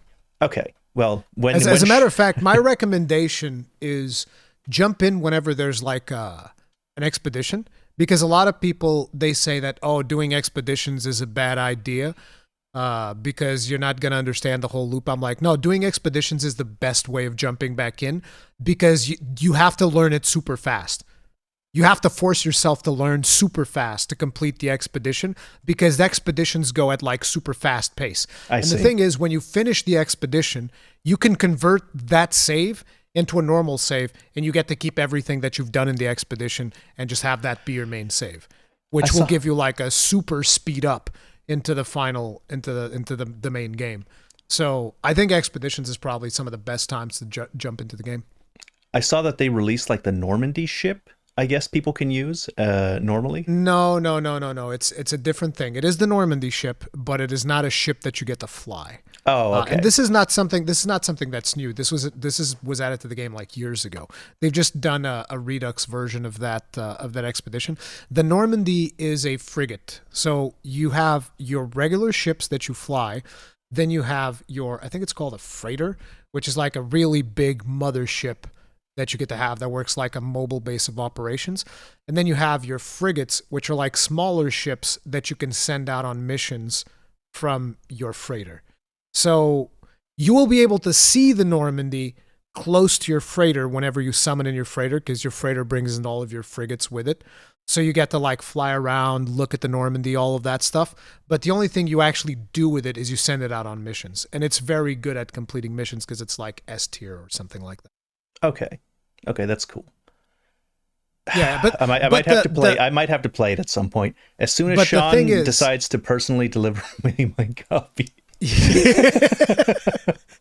But the thing about the Normandy is, if you do the beachhead expedition, which is still like a 3-hour time investment or so to complete that expedition, you get to actually see the Normandy warp into the planet when you complete the mission, which is a pretty cool moment. You just see it like warp in, and then you get to fly up and you see the Normandy. It's cool. And then there's like some communication in the radio and whatnot that does some vague references to Mass Effect, but it is really cool to see it.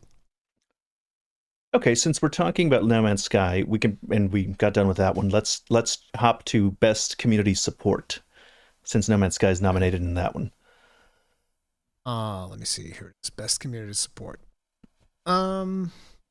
I don't have a lot of complaints about this category personally.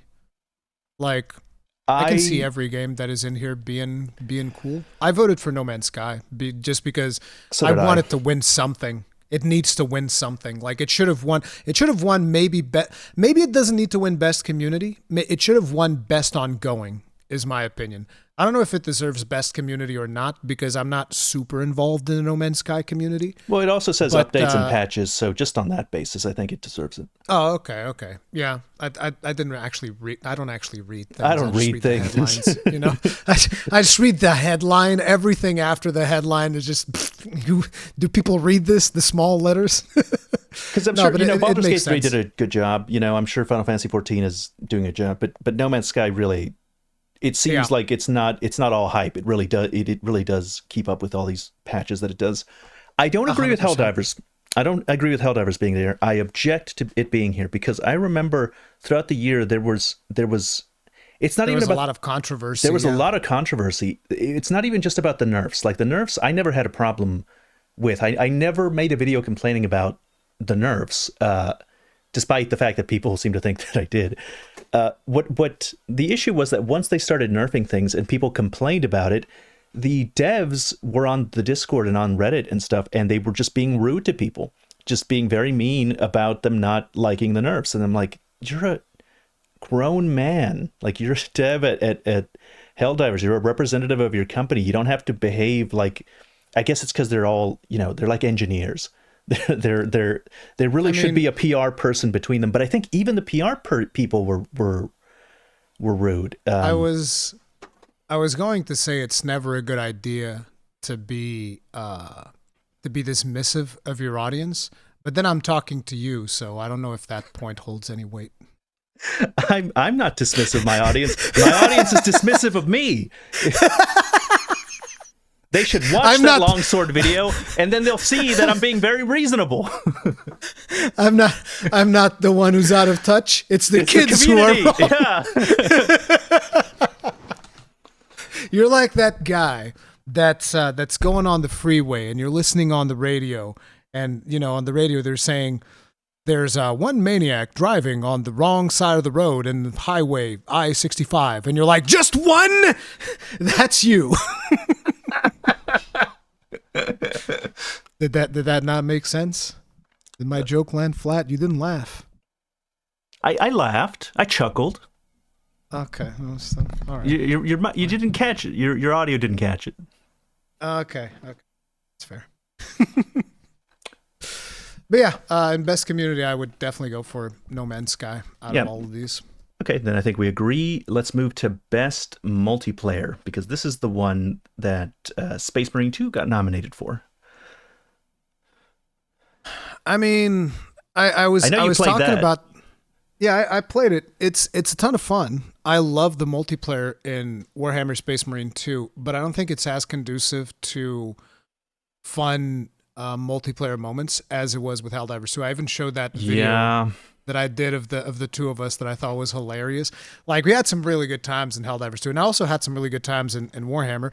But I think that most of the really fun, clippable moments that you would see in Warhammer is people like role-playing as a Space Marine, and you saw a ton of those videos, and they were really good. And again, the game is solid. I don't want to take anything away from it. Like, if it wins over Helldivers 2, I am perfectly happy, because the game is amazing and I loved it. And I think the multiplayer is a ton of fun. But I think that Helldivers 2 is more conducive to what I would consider to be a premium multiplayer experience.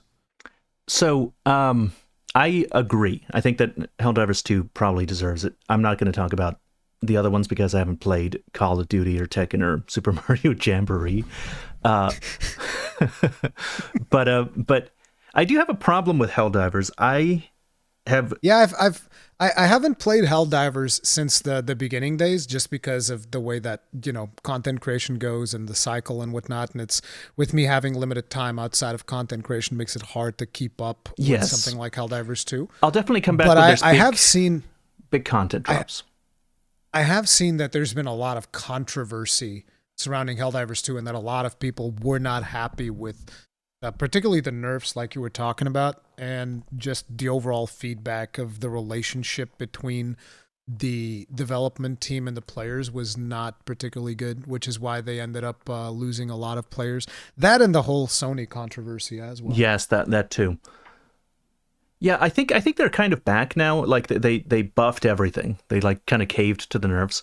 And normally I just wouldn't be for that, because they seemed very reluctant. So even though they were rude, they did seem to have a vision for how they wanted the game to be.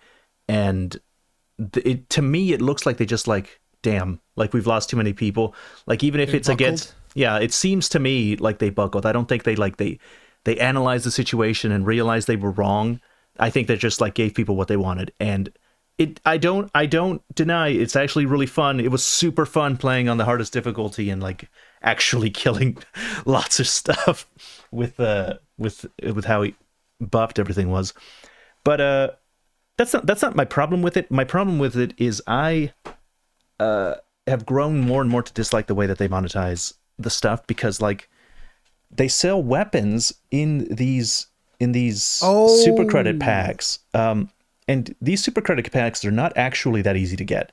People have been gaslighting me since it came out that it's like, oh no, you totally will just play the game and you'll have plenty by the time the next one I comes out. remember. I remember when you made your video about how to optimize getting the Yes. super credits or whatever it was, Yeah. and I was like, wow, that looks fucking miserable. I never want to do that. Boring. Boring. That looks like the most miserable thing ever. Why would anyone do that? And if you That is don't not fun. and if you don't grind for them, which grinding is kind of easy, but if you don't grind for them, Oh yeah, it's it'll- easy, but it's boring. it'll take a long time to get enough super credits for the other things. If you're playing every day, if you're playing 40 hours a week, then yes, you will have enough by the time. Well, not for. I'm exaggerating. If you play a lot, but it has a poor end game loop. Like once you unlock everything, you're just playing for the fun of it. It doesn't have rewards outside of the new war bonds that they sell you. So if I don't have much to do, I'm not having fun at the highest category of stuff to do. Why am I going to pay money to play? No, I don't like it. I don't like it. I think they just need way more content. I'll come back So when the because of Illuminates come out. because of its gameplay loop, you ended up voting for Warhammer instead. No, I still voted for Helldivers 2. Oh, okay. I think it does deserve it, and I hope it gets the content I think it needs. Is this the only category that Space Marine 2 is nominated for? I think it is also nominated for Best Action Game, which is what we should move on to. And this actually is very strange to me. Let me read out the Best Action Game categories. It's Wukong, Call of Duty Black Ops 6, Helldivers again, Stellar Blade, and Warhammer Space Marine 2. What the hell is this? What is Call of Duty doing on there, and what is Helldivers 2 doing on there? It should- I remember I was, yeah, those don't belong in the action game, I don't think. We need to yeah. revamp how we're categorizing things for the Game Awards entirely, because this doesn't make any sense. The problem is the people that are choosing these categories are the same people that are out there in social media talking about gamers TM with air quotes. So it's like these people are grossly out of touch with the gaming community as a whole, in my personal opinion. A lot of them, not all of them. As out of touch as they could be, they should be able to come up with better categories than Best Action and then put Call of... It's a first-person shooter. Were there not enough first-person shooters released? Or even shooters in general? Like, you could put Helldivers and Call of Duty in the same category. Like, to group them all together and have them compete against each other? There had to have been more. You know of a game that could have been in here, for instance? I think you've played it as well. Grand Blue Fantasy Relink. No, I didn't play that. Damn it. It's a really good game. I had a blast playing that. See, the thing Wouldn't is, that most of fit the games that under I play... RPG? I think it kind of could have been an RPG, but it can also be just action because it is very action focused. But see, I think what ends up happening is a lot of the games that I play just don't get nominations, which kind of sucks. Because I do play video. I swear I play video games. Yeah. Played 1 out of the 6 Game of the Year nominees. I mean, out of these ones here, I played 3. That's true. That's actually I finished 2 of them. I haven't played Stellar Blade, so there's that. Dude, Stellar Blade is so good. I highly recommend. Did you like Nier? Yes, I love Nier. You would love Stellar Blade, 100%. Maybe I'll play it before. I would heavily recommend it. It is so good, and the soundtrack, oof, dude, amazing. I love it. I love Stellar Blade. So I'm guessing. And again, it was one of those games that when the demo came out, it didn't really leave me like with a super strong impression. Oh, but then I played the demo and I was like, it looks okay. It's whatever. I remember that you and I spoke because you were like, oh, it took me so long to kill that boss. And I think it didn't take me as it took me longer than you. I wouldn't say it took me so long, but at least it took me longer than you. I don't know. I remember an exchange we had about that. But I remember, I finished it and I was like, it's okay, it's whatever. But then when I actually started playing it, like I got really hooked to the point where I played the whole game, reviewed it, and then I streamed the whole game again. That's how much I liked it. I really, really liked it. And there are some bosses in there that I struggled with, and I was scared of when I was going to do them on stream. When I would be getting ready. Oh shit! Here comes that goddamn boss. It's gonna be a lot of so screwed. Again. Oh no! But no, it never happened because the practice I had was significantly better. I knew how to cheese everything. No, not really cheese, but like there's some very strong strategies that you can get in there that you can really lay into some bosses, and it feels really good because it's like you can lay into them, but it's not like, oh, I'm ignoring all of these mechanics. Like, no, I figured out how to exploit the weaknesses of this boss and just really nail him into the ground. So I'm guessing you did you see the Nier collaboration that they're going to give Eve an outfit that's 2B outfit? Here's an interesting thing. I received a review code for that DLC earlier today. When I saw my email, I was, did you really just send me a 2B out? It's just a 2B outfit, right? Yeah, that's all it is. It's all it is. It's like, that's interesting. It's really funny. I really like Yoko Taro, the director for Nier. Oh, absolutely. Because like whenever this happens, like he posted something, I think on his social media where he's like he retweeted the fact that they're doing a collaboration, and he's like, I will collaborate with anyone as long as I'm paid. As long as I'm paid. And I will do nothing if I'm not paid. And I'm like, you bastard, I love you. Why are you like this? Exactly. Go make a game. Stop making money and go make a game. He's very straightforward, very blunt. I like him. So I'm guessing that in this category you voted for Warhammer. I did. I really liked Warhammer. It's a close one for me between Warhammer and Stellar Blade. I could see it really go either way, but the difference I think is that Stellar Blade just felt a little bit more meaningful to me. Like, again, I really, really like Warhammer. I can't emphasize that enough. I love the game. The game is awesome. But there was just something about Stellar Blade that I really, really like. I'm hoping Space Marine 2 has more stuff on it. After it sold so well, the devs, there was a dev on Twitter talking about how there was lots of plans. Like, now that we know we've sold this many units, we can stay with Warhammer, expand on it. I think there's plans for story, maybe DLC. I want to fight orcs again. Yeah, I want a new faction. I want orcs and Necrons and all this stuff. Like, honestly, I enjoyed Space Marine 2's gameplay so much. If they gave me like 3 times the content, I'd keep playing it. I like, not just the operations, like give me more story content, give me more co-op content. Just keep adding stuff to it and I'll play it. Not right now. There's not nearly enough for me to keep doing it, but down the line, if you add a bunch, I'll pay for it, and I'll be happy to do that. Yeah, I agree. But yeah, for this one right now, I'm definitely feeling Stellar Blade a little bit more. All right, let's move on to Best Action Adventure. I'm gonna guess you didn't play any of these. I'm just gonna guess that you didn't play any of these, and we can move on.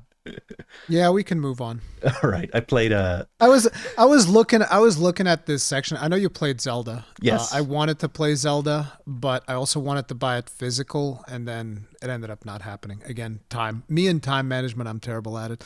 But what was funny to me is like Silent Hill 2 is not really what I would call an action adventure game. Astrobot is a platformer. Prince of Persia is a Metroidvania. And Star Wars Outlaws is an open world, which I guess you can kind of say it's an action adventure. I guess Zelda's like the only really action adventure here. That's what I said in my stream. I was like, I'm going to vote for the only action adventure game in this category, which is Legend of Zelda. And the other thing is, Star Wars Outlaws, for all intents and purposes, is not a particularly well-reviewed game. Oh yes, I've heard. I mean, I guess that maybe with mainstream media it is, but like from people that actually play video games.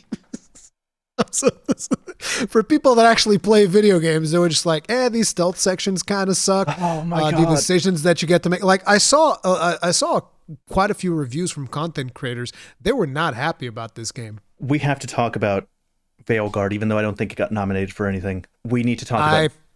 I played the crap out of Veilguard. Did you like Veilguard? Like is a strong word. I didn't say that now. Okay. Like is a very strong word. Okay. How did you feel about Veilguard? We can talk about Veilguard. So see, the thing about Veilguard to me is the same thing that it is for Anthem. I really like that combat that BioWare has done. They did it in Mass Effect Andromeda, which again, Mass Effect Andromeda, not a fantastic game. Combat, pretty fucking good. Anthem, not a fantastic game. Combat, pretty friggin' good. Veilguard, not a fantastic game. Combat, pretty friggin' good. That's pretty much where it lands. But like the main reason why I wanted to play Veilguard, and this is one thing that a lot of people are not going to relate with, is that my favorite race in fantasy games is dwarves. Dwarves, yeah. And there's not that many games that let me play as a dwarf. They're just not. Like, for instance, I'm going to go play Monster Hunter. Can't be a dwarf. Even though, I'll put big beard, big hair. The face of my character will look like a dwarf, but he's not actually a dwarf. Play friggin' Dark Souls, Elden Ring. Can't be a dwarf. I was able to make a dwarf in Dragon's Dogma. That's true. Mm-hmm. Even though, because in there they'll let you mess with the height. So I was like, I can, that's another thing that gains me a lot of points in Dragon's Dogma. Not only I can play a dwarf, I can play a dwarf and have a dwarf pawn. Man, I really, so it's double the dwarves. There's so much about Dragon's Dogma that I feel is so good and innovative. The fact that your height and your weight actually affects stuff. Exactly. In the first one, there were holes you could only go into if you were short enough. Like areas you could only go into, and you scurry up faster if you're smaller. But if you weigh more, you have more stamina. Like, it's great. Yeah, I hate it. There's a lot of cool stuff. But anyways, with Veilguard, right? I'm like, I want to role play as a dwarf because I like playing as a dwarf. It's really cool to me. So I'm willing to take some concessions just so that I'm able to play this fantasy race that not a lot of games let me play. So that's another thing. I like the combat and I like playing as a dwarf. Then on top of it, they let me shield slam the crap out of everything, which is another thing that not enough games do. Not enough games give you good shield slams. So you can do that in this game as well. Very satisfying. And that's kind of like why I like it. See, they also have, I don't know if you're familiar with the primer detonator mechanic that they've done for Anthem and Mass Effect Andromeda. Are you familiar with that? No, I didn't play those. So the way that the combat works is like you have certain skills that will deal damage, but they also prime your target. And then you have other skills that deal damage and they detonate certain things. So like, for instance, I can have my character apply something which is called Overwhelmed, because I play a warrior. So the warrior will like stomp the ground with a skill called Titan Stomp, big AoE, and all of the enemies kind of like fall to the ground and they get a debuff called Overwhelmed. Then I have another character that can shoot an arrow that will detonate the Overwhelmed status effect, and that will paralyze that enemy for a little bit and cause him to explode. And so that is very satisfying. Planning out that stuff is like, I'm going to debuff this guy, then I'm going to blow him up. And then, you can do these explosions and do all that crazy stuff. It has a lot of like physics stuff where monsters get thrown around. Like if you start shield bashing somebody next to a wall, eventually they'll get launched and they hit the wall and then fall back into the ground. It feels cool. And then you can do like, the wrestling double kick. You can do that as a warrior and you can just like kick an enemy off a cliff. Okay, so you really like the gameplay. You like the combat. I just like the combat. The moment-to-moment gameplay is very satisfying, and I get to play as a dwarf and all of that stuff. Having said that, everything else about the game is tremendously disappointing. Well, with the exception of levels. I like exploring the levels. So in a lot of ways, when I'm playing Veilguard, I'm basically imagining I'm just doing a big dungeon crawl. That's all this game is to me. It's one big dungeon crawl, and most of the stuff that happens with the story, I really don't care about. Because you know how there's all of this thing about how this is the most inclusive character creator ever made. Not inclusive enough so that my dwarf can have fucking chest hair. It's a shaven dwarf. His hair is so clean, he looks like he came straight out of a hair salon. Okay? I can't put a single scar on top of my dwarf's right eye, which is something that I always do in my characters to symbolize the fact that I'm nearsighted and my right eye can't see shit. So I always put like a scar on top of my right. Can't do that in this game. And it's like, there's a bunch of stuff in the character creator that I was really disappointed with. And then there's just the way in which they tell their story is for teenagers who spend all day on TikTok. Did you see SkillUp's review for? Oh yeah, he hated it. Like I didn't play it. Like my history with Dragon Age is like I played the first one and I loved the first. Origins. Yeah, it was the first BioWare game I played. The first game of that kind that I played. I loved it. Like I couldn't get enough of it. Great voice acting, great story, great world building. Great dwarves, actually. The dwarven prologue was phenomenal. I loved the dwarven prologue. And you had that dwarf buddy. I think he ended up being a merchant in the main city. But your dwarf buddy that you hung out with in the whole dwarf... I never played the dwarf, but I really loved the prologue. I could not believe how good it was. But I didn't like 2. And I didn't like Inquisition. Yeah, I didn't like 2 either. And Inquisition, I started playing it and I got lost in the hinterlands because you're supposed to leave, but they put like a bunch of menial tasks. Tons of little things that, And that's what I got lost doing that and I stopped playing the game. Yeah. So I just didn't think they were any good. And so finally this comes out and I just take one look at the Qunari and I'm like, what the fuck did you do to the Qunari? Handsome Squidward looking Qunari. And oh yeah. And then I see Morrigan, and I'm just like, oh no, you've gone too far. I love Morrigan. You've gone too far now. The thing is, Morrigan, I feel like, has always looked different throughout the game, so it doesn't surprise me that she looks different in here as well. Like, if you've seen Morrigan in 2, she looks vastly different from 1. So yeah, it doesn't surprise me. But like, I have a lot of stuff to say still. So in regards to the review thing, for starters, there's a little bit of a conspiracy thing going on. And I've seen a lot of people in mainstream media being completely dismissive of this, which to me is just like, I don't understand how you can be so dismissive of this, because this is clearly a situation that was made in order to advantage them in terms of the review scores, and it worked. Because here's a situation that happened. I'm not sure. Do you know Wolfheart FPS? Oh yes, I do. I do know him. He made a tweet where he said, "Hey, I didn't get an early review code. So because, and he implied that it was because he was more critical of the game, and a lot of people gave him backlash instantly. I actually retweeted his tweet, and I agree with what he said, because here's something that a lot of people don't understand. I've been doing this for 17 years, probably 18 by now. I don't know. I've been saying 17 for so long. It's coming up on 18. But like, I have never seen a situation where a content creator gets flown out, which he did. He got flown out by Electronic Arts to a preview event. I've never seen a situation where somebody gets flown out to a preview event and that interaction doesn't end with that person receiving an early access review code. In 17 years of me doing this, not once have I seen this happen. And he wasn't the only one. There were a lot of people that also didn't get a review code.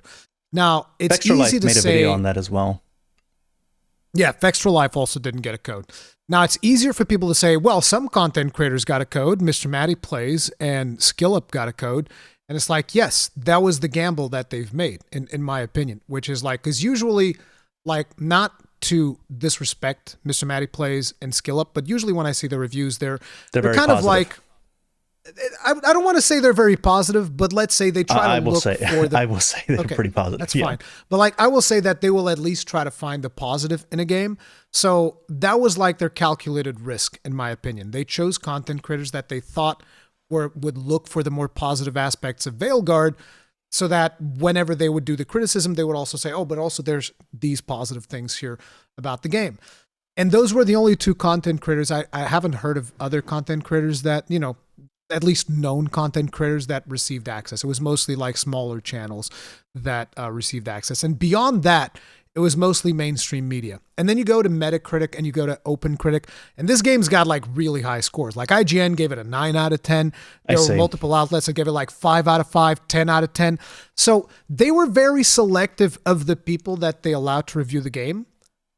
And because of that, they got really high Metacritic and OpenCritic scores. And I don't like this idea that a lot of people came out and started saying, oh, those are conspiracy theories. Like, no, this is something that I haven't seen happen in 17 years that I've been doing this.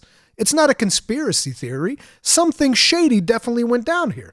And it's ridiculous. By the way, I got a review code. It wasn't like an early review code or anything, but if people think that I'm going to be silenced because I got a review code, they got another thing coming. But yeah, that was the situation. But then, like I was telling you, in terms of the storytelling, they tell this story like they assume that you're watching TikTok on the side while you're playing the game. So there's a big confrontation. If you watch the first trailer, you'll know what it is when they first confront Solus. After that confrontation, your party is hurt, blah, blah, blah, blah. You end up in this place in the Fade, right?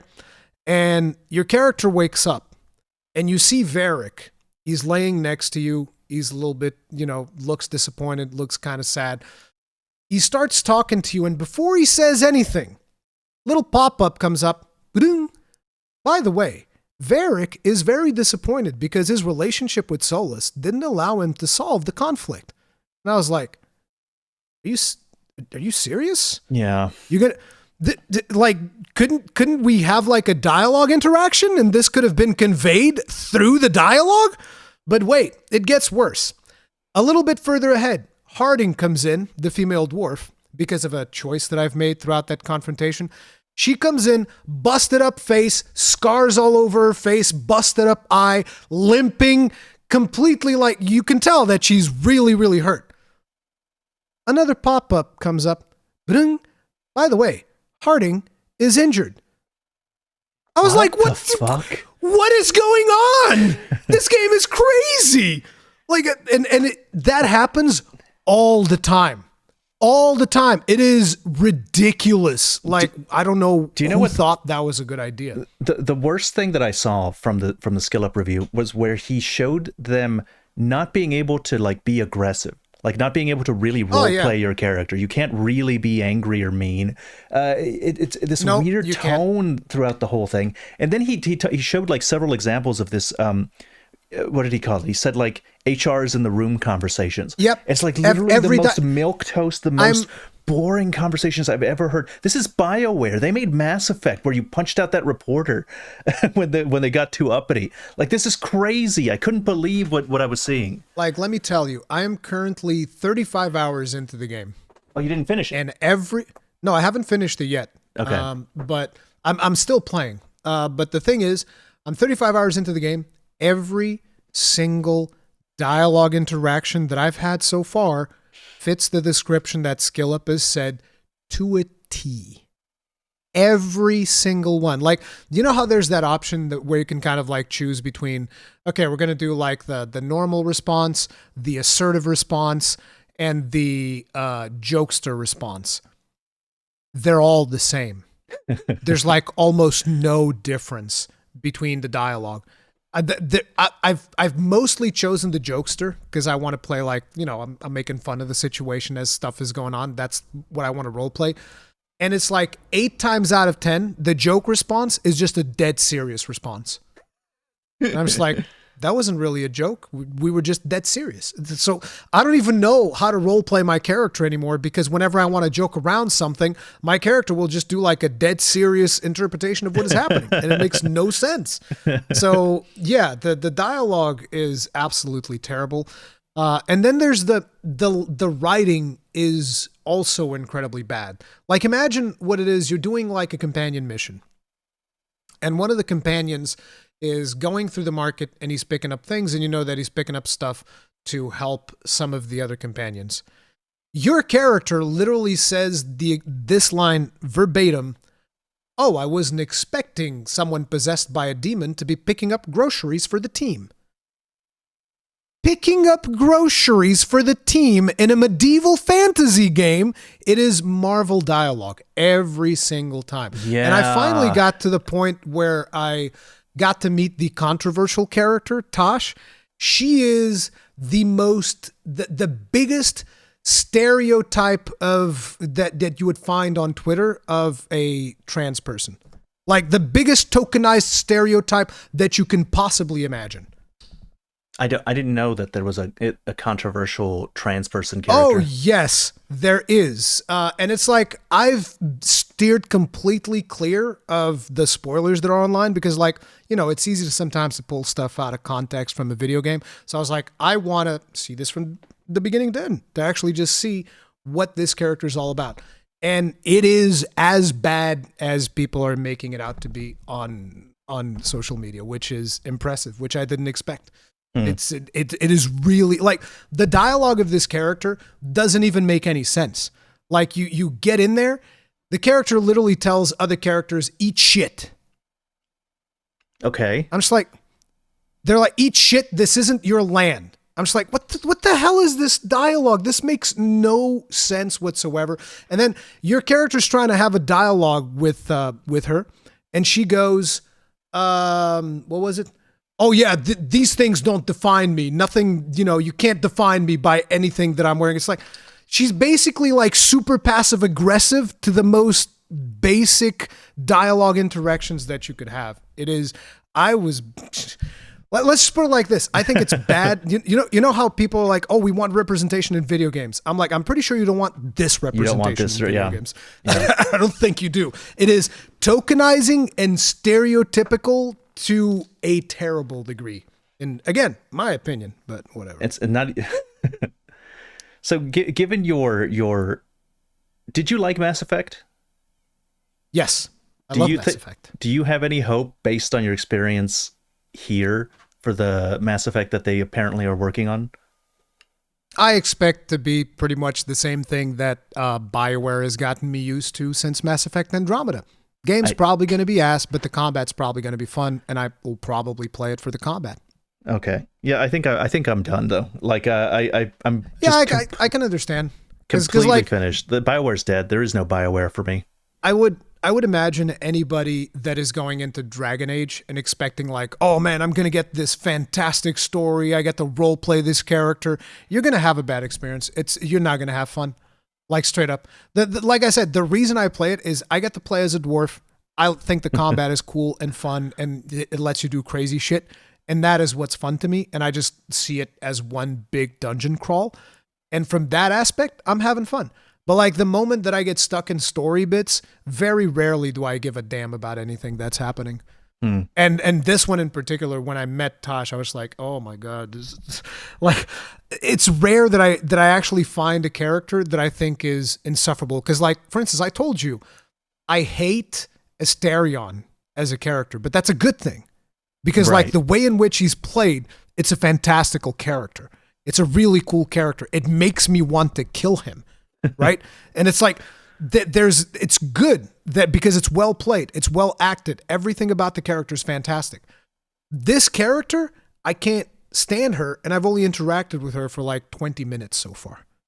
I cannot stand her. She's like getting benched the second I'm done with her quest. Never talking to her again. Like straight up. It's like, ugh, Jesus. All right, let's move on. Like that took up way too much. So I have a lot of stuff to talk about. Veilguard. Intense Veilguard hate, which is great. That's exactly what I was hoping to hear. What categories haven't we covered yet? Let's go for the rest of the big ones. Here's the weird thing: best game direction. I think this is the same as Game of the Year. Same 6 people. So I guess we just have we come to the same conclusion. Like why? Like you can't. Fine. I mean, just fine. Shadow of the Earth treats another one. No, 3 times it beats Final Fantasy Rebirth. Balatro should win best game direction because it's so addicting. Apparently, yeah. But I still need to play. But that you game. Don't know that. You haven't played it. I haven't played it. You haven't played it. I will. I'm sure you'll play it. I'll play it. I'll have an opinion on Balatro before. Maybe I'll also play Astrobot because it is really weird how much people seem to like it. Astrobot is fun. I can promise you that's fun. All right, best narrative. But again, you should here's what you should do. You should play Playroom before you play that one. That will give you an idea. I've heard it's not really a game. It's like just like a 10-minute long thingy. Okay. You play Playroom before you play that one. Okay, you don't have to finish it, but at least play it. It'll give you a very good idea of what to expect for the other one. That's a good point. It's free too, so why not? Yeah, exactly. Best narrative. Did you play Senua's Saga Hellblade? No, I played the first one, not the second one. I did enjoy the first one, but everyone seems to tell me that the second one was bad, so I just didn't pick it up. I Okay, don't so know if I even voted in this category, but if I did, I voted for Metaphor. this is so sad. We're the worst. I didn't play. I didn't play a lot of these either. We're the worst content No, creators. listen. No. We're not the worst. We're playing what the mainstream media refuses to play. Okay, we're playing the real game. I sure wasn't. I was playing shit of the Earth Tree. That's what I was doing. I mean, I that's will a say real game. There you go. I will say there's only 5 in this category, and I noticed that there's like a little slot here on the website that looks like a 6th could be there. And I think personally that Shadow of the Earth Tree would have made a great addition to the best narrative. I don't like how Shadow of the It's Earth a Tree. really good story. Yeah. I don't like how Dark Souls and Elden Ring always get snubbed for stuff like this, and Armored Core and Sekiro. They never get credited for their great Yeah, narratives dude. because it's not I cinematic. remember. I remember when people were talking about Armored Core 6 and they're like, please, this game doesn't even have a story. I was like, Ridiculous. Did Ridiculous. we No play heart. the same game? No heart. Do you remember you're Michigan? Crazy. How do you not remember Michigan? Jesus, people are insane. How are you going to say that Armored Core 6 doesn't have a story? I was more it just moved by- reinforces the TikTok generation meme, dude. 100%. I don't trust people's taste in stories. I was more moved in Armored Core 6 in several places, like Chatty getting destroyed. Oh, dude. Yeah. The ending with Walter, where you're fighting him as a boss, and he's like, "Oh, you made a friend, 621." It's like, oh my god! Like there was more moving really good. Michigan's fight and his death scene when you fight him and the rest of the Red Guns. Like there was more moving stuff in Armored Core 6 than I felt even in the whole of of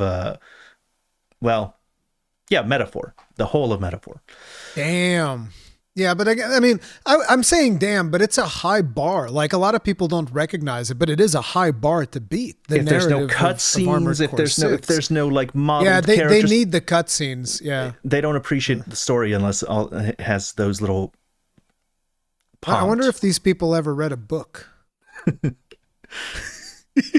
To be fair, Metaphor does have a lot of dialogue, so they've got that. All right, let's move forward. Best music. I'm guessing you're going to go with Stellar Blade. 100%. Stellar Blade's amazing. Stellar Blade's friggin' awesome. Yep. From what I saw in the demo that they gave, it was pretty good. I did enjoy it. The thing is, a lot of people are going to go for Final Fantasy VII Rebirth. I definitely think that Stellar Blade deserves it over 7 Rebirth because a lot of 7 Rebirth is nostalgia. These are tracks that they've like remixed, rearranged, remastered, and it's good. It's really good, but it's not necessarily all of it original. There are, I'm sure, a lot of original tracks in there as well, but the stuff in Stellar Blade, it's all original, and the range of the tracks in Stellar Blade is insane. So yeah. For that same reason, I don't agree with Silent Hill having a slot for best narrative. What do you mean best narrative? You didn't come up with that story. That's Silent Hill 2's story. Why are you? I didn't even think about that. Yeah, Silent Hill 2 came out like God knows how many years ago. And the other thing is ReFantasio's soundtrack like better than Persona 5 or Persona 4? Oh, it's tough. There are certain songs in ReFantasio that I really like, that more even than Persona 5, but I don't think the whole soundtrack is as strong. Basically for me, it's the monk chanting in the battle scene that I really want to. So it's already nominated, so it's gonna have a place in the medley there at the very end where they do the whole big thing and the flute guy is gonna come out. I'm hoping they invite the monk flute guy as well to do his chanting live on stage. And it should get a nod at the very least for the best music, but I'm not sold on whether it should win. Like it's not the whole soundtrack that I think is great. It's just several songs that I think are really good. Yeah. But I would like when I saw Metaphor being nominated, I was like, I mean, considering how good the soundtracks usually are for Persona, it doesn't surprise me. But I don't know. There's just something about Stellar Blade that, like, it was one of those games that after I finished it, for a good long while, I would be listening to the soundtrack like in my car. It's like I'd be driving to either come here to the office, pick up my kids, take them to school. I'd be listening to the soundtrack of Stellar Blade in the car, which doesn't happen that often. So it really struck a chord with me. You know, I kind of I'm looking at best art directions, and again we see Astrobot, Black Myth, Elden Ring, and Metaphor. They have So never. I have something to say about best art direction. Okay, Let me see. I can't even find it. Oh, there it is. Uh and the one thing that I have to say is there's a game that got absolutely snubbed in best art direction. That's is it Wayfinder. okay? I thought you were gonna go with Did you Stellar ever? Blade again. No, I I mean, didn't Stellar play. Blade's also really good. But did you ever see anything from Wayfinder? No, haven't Like, even heard of it. just do a quick Google search for Wayfinder, just to get a glimpse of what the art. I don't know if it'll be a type of art style that you like, because it is a very unique art style. This is from the same team that made Darksiders. You a Darksiders fan? No, I haven't played any of the Darksiders games. Okay. But Okay, I'm it's looking a at it. very So what do you think about that art style? I don't like it. Uh, Okay, yeah, I expect that. It's one of those that you either love it or hate it. it But seems like personally, I love that art style. If you say it's like Fortnite, I'll slap you. it looks like Fortnite art I style will. to me. I'm slapping the squirrel off the tree. You're done. bro. No, come I'm on. burning Yggdrasil to the ground. Look at the art style and tell me it doesn't look like Fortnite. It kind of. doesn't look like Fortnite It at looks all. like No. Fortnite mixed with World of Warcraft. That's what it looks like No. to me. Oh my god, dude. Oh, this is why there isn't world peace. It's because of people like you. This is why. This is why we can't have good things. If there's any audience members left here, 2.5 hours into into the podcast, you guys can defend me. Look it up for yourselves and tell me that this doesn't kind of look like Fortnite. It's one of those things. Like what I say about the art style is that it's one of those you love it or hate it art style, and you are in the field of people that hate it, which I get.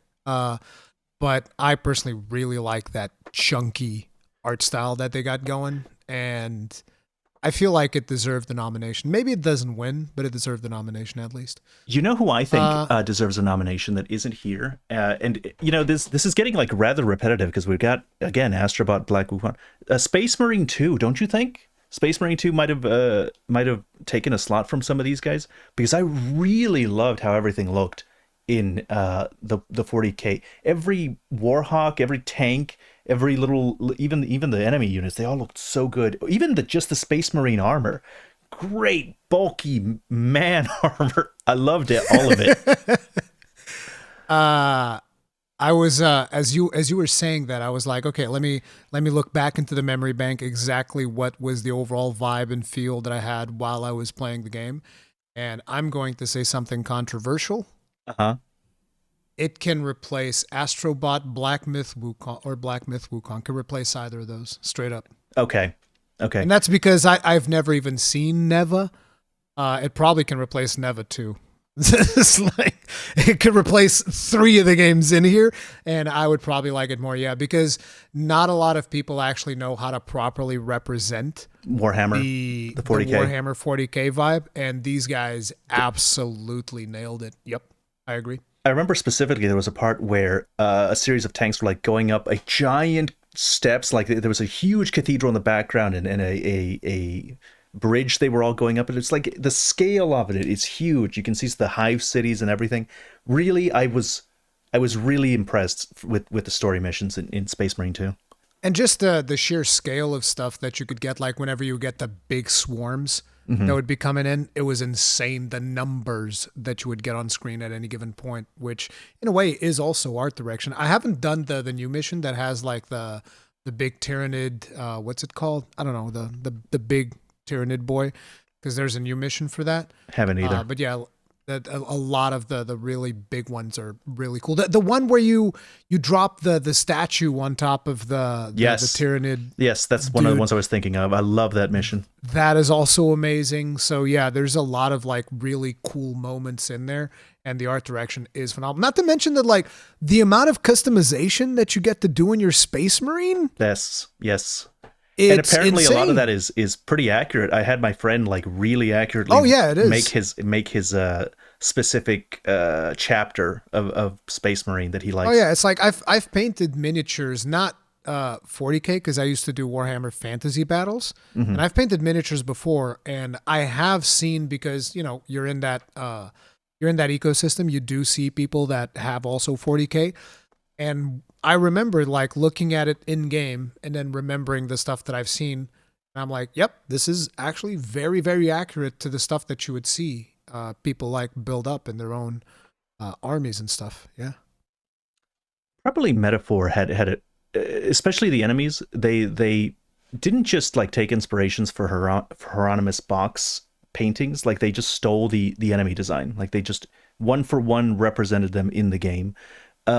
And they were really cool looking, but I'm like, should you really get credit for the humans in the game when it's literally just Hieronymus Bock's work? Either way, I like those a lot. So I'm guessing you didn't vote for Elden Ring in this one. Elden Ring's art style, the Shadow of the Erdtree's art style is also phenomenal. Like the zone with the red flowers. I forget what the name of that area is, and the other place, the Cerulean Coast. Those really striking, contrasting zones, I thought were friggin' phenomenal the first time you get in there. Oh yeah, no, I voted for Elden Ring. You can be sure that I voted for Elden Ring. The only award that Elden Ring was nominated for that I don't think it deserves is perhaps Best Game Direction, because on there it says awarded for outstanding creative vision and innovation in the game direction and design. Yeah, they didn't innovate that much. They didn't innovate that much. It was better, than a lot of the stuff in the base game, but it's not like it's hugely different than Elden Ring's base game.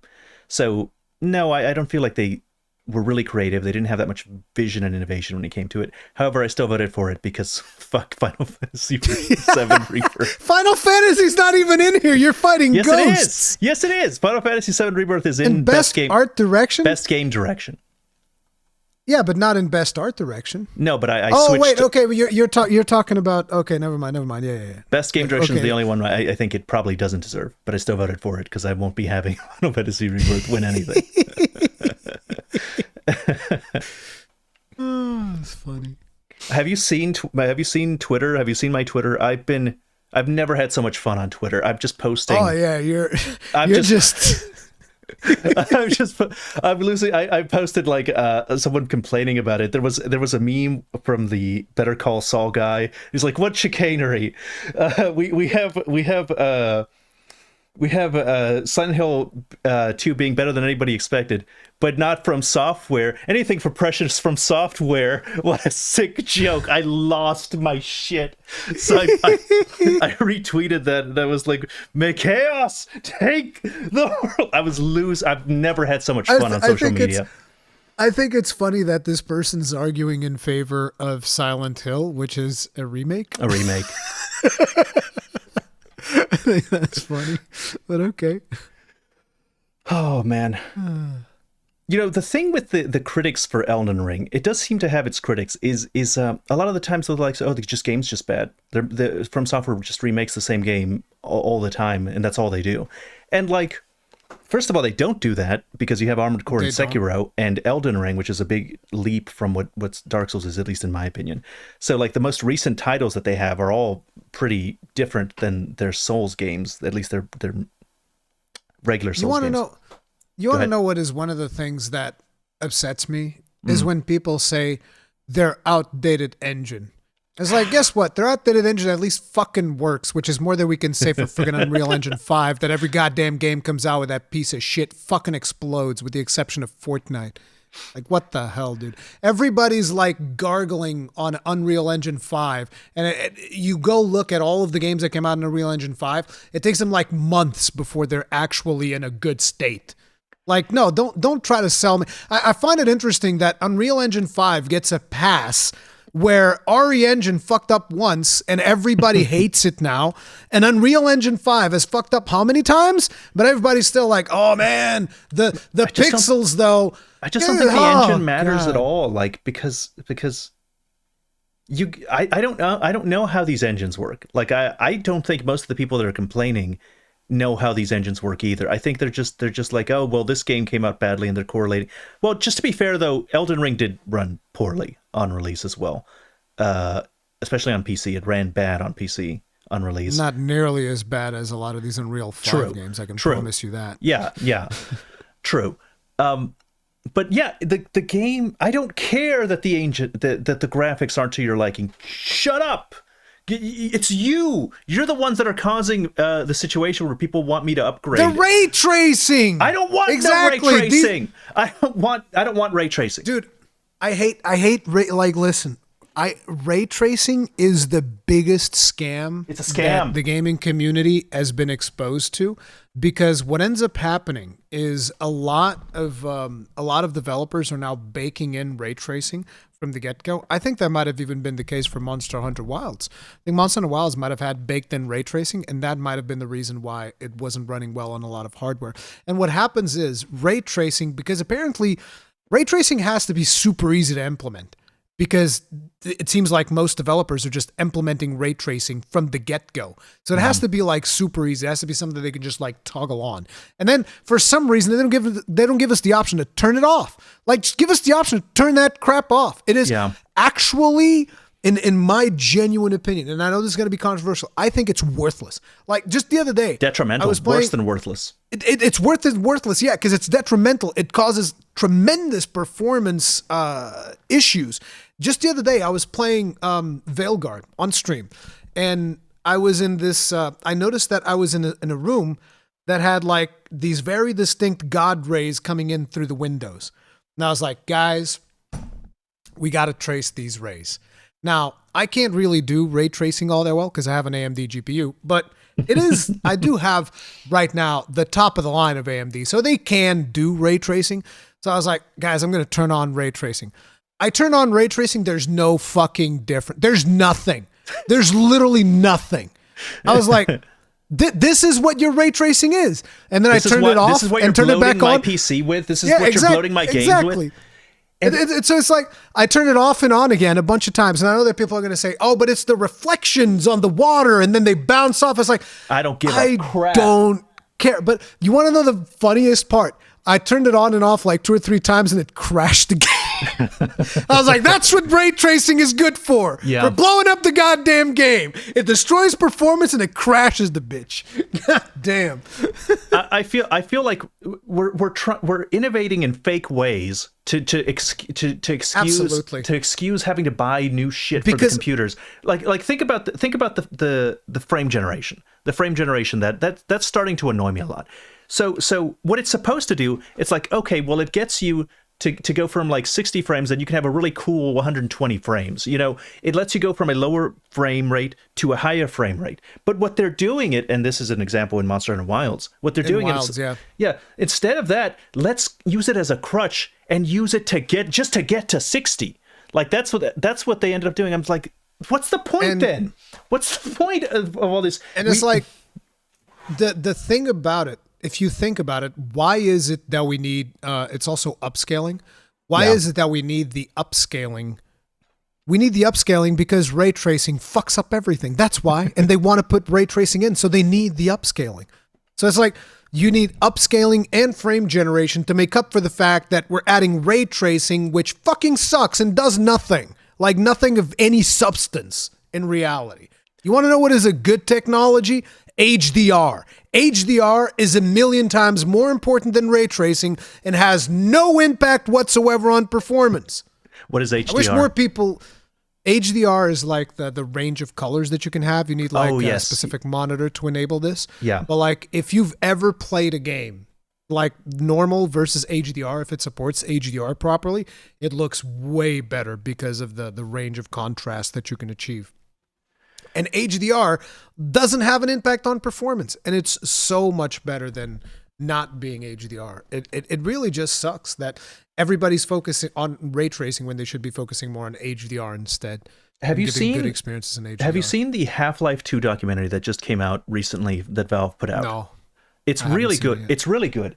And I'm looking at this thing and I'm looking at how they like innovated by leaps and bounds with both, I guess, with both Half-Life 1 and with Half-Life 2. But with Half-Life 2 specifically, they're just like innovating crazy amounts. And then I go and I see Half-Life 1 and Half-Life 2 are like 6 years apart. You know, they're just 6 years apart. I think that Half-Life 1 came out in 1998. And when I look at the difference in quality and innovation and even just design that they did in 6 years, it's crazy. Like, it's crazy. If I'm resentful, like I kind of agree with the people that were like I don't think people understood what you were saying with the Monster Hunter Wilds thing, but I agree with the idea that I don't want to fucking change my computer every 3 years. I don't want to change my parts. That's the thing. They're not doing anything to warrant I me agree with upgrading my parts.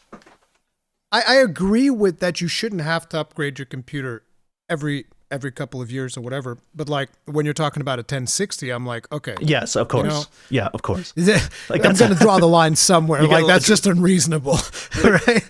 But like, okay, Monster Hunter World came out 6 years ago. Okay, Monster Hunter World, in my opinion, doesn't look meaningfully worse to Monster Hunter Wilds in terms of graphics. See, that I disagree with. You think graphic-wise, Wilds looks like that much better to warrant the kind of computer you need in Worlds to Wilds? There's more to it than the graphics. Okay. There is monster density. Monster density. How many small monsters do you have in Monster Hunter World versus Monster Hunter Wilds? How much AI is consumed in Monster Hunter World? Because usually in Monster Hunter World, what happens when a monster runs away from you? They run away from you and they disappear. They're gone. They don't like run away and they end up in another area. Like those Aptonoths that you fight at the beginning in the ancient forest. Yeah. You smack one of them, all of them run away. And if you keep following them, they eventually just disappear into thin air. Like, I don't think that is the case for Wilds. Because we had limited time in the open beta, I didn't like smack one of them and then start chasing them around. I didn't wasted that time. But I'm sure that if you do, you'll find that it is not that simple. Yeah, and then there's also like the whole Amstrigian migrations that I've heard people talk about, where the birds actually fly and go to different places. So it's not that from a visual fidelity standpoint, it is like super mega better. I do think it is better. It is not like, leaps and bounds better than Monster Hunter World, but there's way more to it than just visual fidelity. That's a good point. There's the visual fidelity aspect, and there's the monster density. And then there's also the fact that how many monsters did you have tops in Monster Hunter World? 3. I think I've seen like 4 or 5 in Wilds beta. That's 4 true. At least I know I've saw. I don't remember if I've seen 5. And then there's the village integration too, I guess. You have seen 5 because you have the herds of Doshagumas. Those are still large monsters. And you have the herds of Balaharas, which are still large monsters. More than one. Independent behavior for each and one of them. And then you have the fact that you can change the layout of the scenario. As in, you have certain actions that take place that actually change the geometry of the level. Like those Shigumas punching the sand dunes, they will actually make the dune gets affected. It's not true. It gets deformed. Then when you're walking around, your hunter's movement adapts to that. This all takes a toll on the visuals of the game. Now, people can tell me these are not things that I value, and I accept. Okay, that's fine. You can not value the fact that there's all these small monsters. It's not that important for the gameplay experience of the majority of players. You can not value that the ground gets deformed whenever Balahara does like a sand trap, right? And whenever the Doshaguma deforms the sand dune. You can argue that these are not important things for you, but you can't argue that these are things that have an impact on performance. And that is why I think, a lot of times people are like, Monster Hunter World looked better, and it didn't have all these problems. Well, yes, Monster Hunter World also doesn't do a ton of shit that this other game is trying to do. That's the problem. You know what? You raise a good point. You've convinced me. I'm convinced. The only other issue though is that I'm not. All of that is true, but I'm not convinced that they're using all of the power of modern hardware optimally. I still don't think No. All of that is true, but I still don't believe that they're optimizing the games. I think they could do it better. I think that the thing is, like we've talked about at the beginning, I don't think that the beta was optimized. Right. I think that they've optimized the beta in a way, and this is something that I've spoken with a couple of people about, but I mean in podcasts and other content creators, I think that they've optimized this in a way to run on as many systems as possible, not necessarily run well on as many systems as possible. Their priority is, we need to fill these servers. Because the priority of this beta, from my understanding, was to stress test the network infrastructure. Yes. Why do you think that we were being placed into lobbies of 100 players? This wasn't like something that, oh, we're placing you in Oh, so lobbies with 100 players just so that you can have fun with 100 players. No, they're placing you in lobbies with 100 players because they want to see what happens when you stress test the network infrastructure. do you This think is that they why this was always online.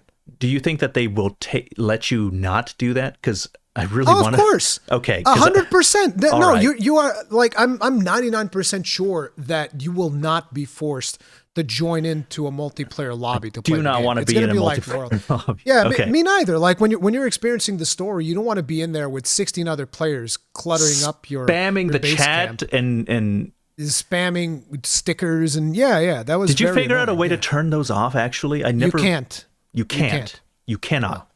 Okay. At least as far as I can tell, if there's a way to do it, I didn't figure it out, and I don't know if anybody figured it out because it was one of the biggest complaints that I've seen. I really hope they give you an option to turn those off. I don't want to see them. Yeah. It's not even about, like I'll. It's fine if it's the people in my hunting party. If I've taken like a 4-man team into the world, but if it's like just all 100 people in the camp, no, please don't do that. Yeah, I agree. And it's not like it was rendering 100 people. It was only rendering 16. That's another misconception. A lot of people thought it was rendering 100 hunters. No, it's rendering 16 hunters, including your own. Okay. So it's pulling randomly from that pool of 100 players, but it'll only ever render 16 players. And once you exit out into the world, you're in your own instance. So all those players are gone. Did you hear about the cutscenes? Like, as far as I've heard, the cutscenes are going to work the same way as in Monster Hunter World, where you have to go into the missions on your own, and then your buddies can go in it after you see the relevant cutscene thing. As far as I'm aware, there's no official word on that yet, so I don't know what the plan is. Okay. I wish that they would do what they've done in Lost Planet 2.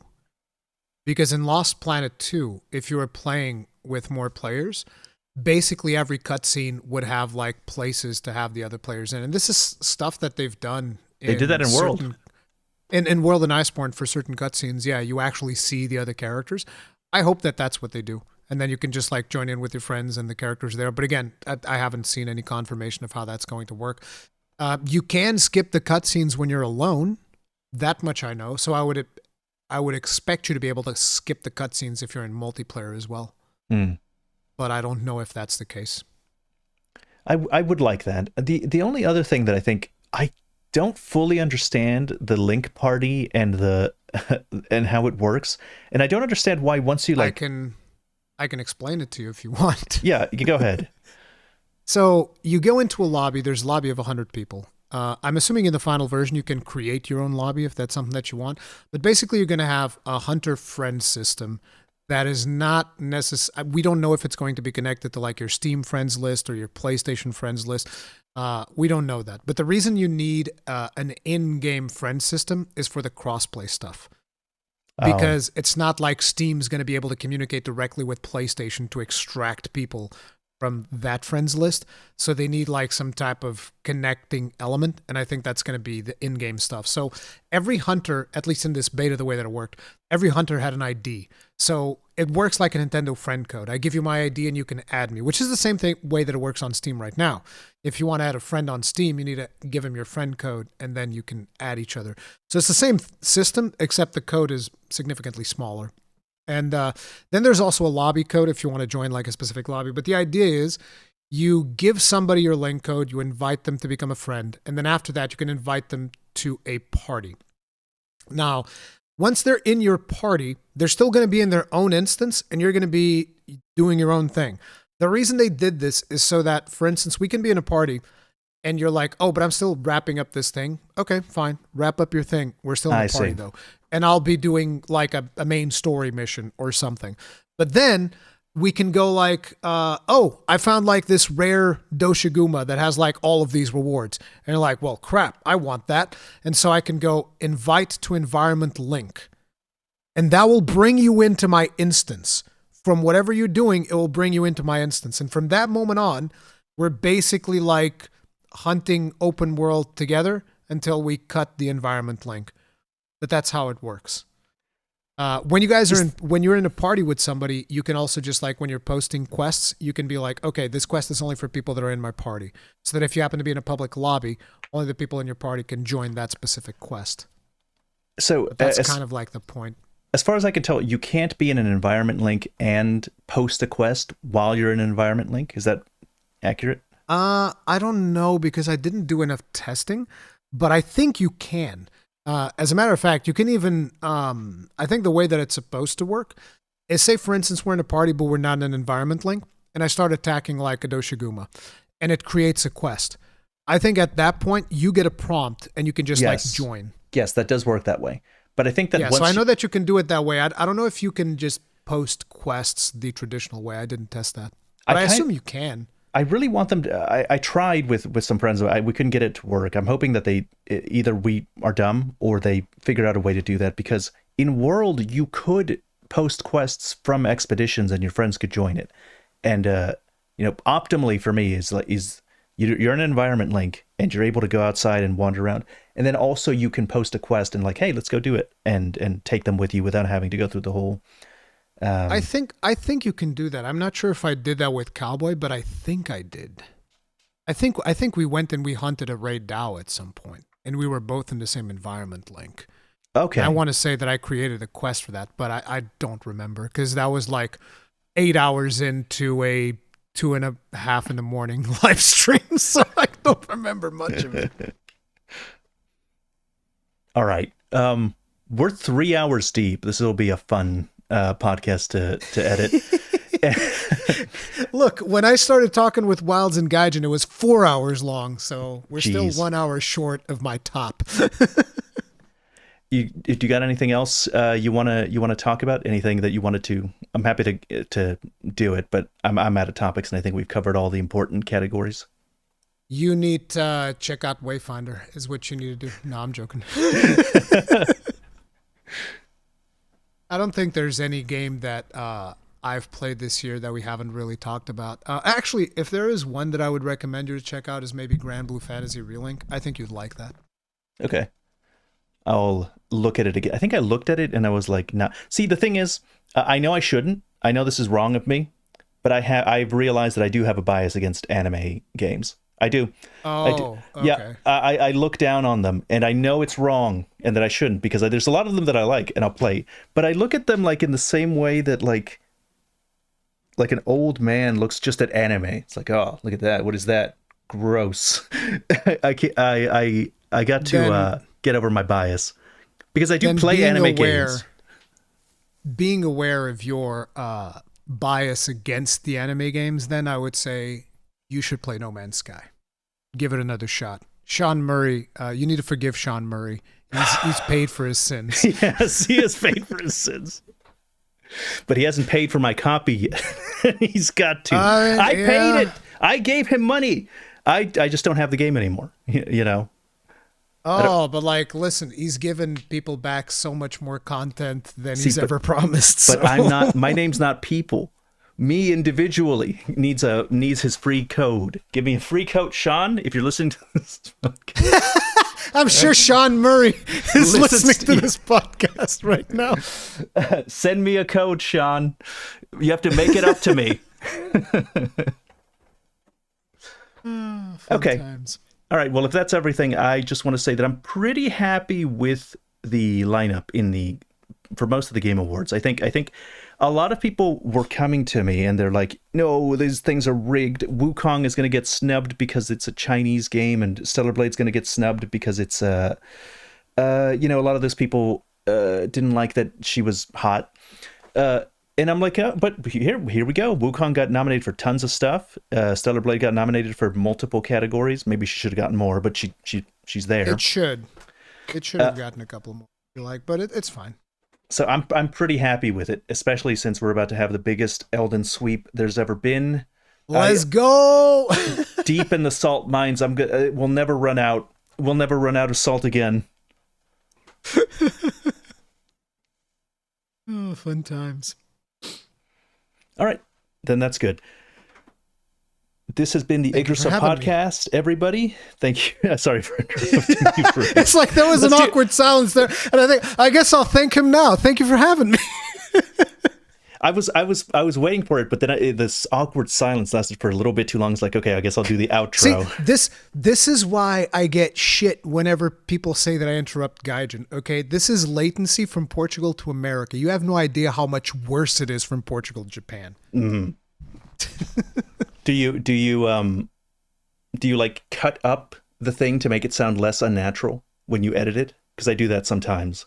Yes, and I also do some syncing stuff. I do a couple of audio things to make it sound more natural. I've threatened people, one of these days I'll give you the raw cut and you're not gonna like it. You're not gonna like it. You're gonna regret what you're asking for. I get accused of interrupting people a lot, but it's probably fair. I do probably interrupt people. No, it's the biggest problem I feel when it comes to that stuff is that people don't understand how boring a podcast is when there's dead air like the one we had near the end there.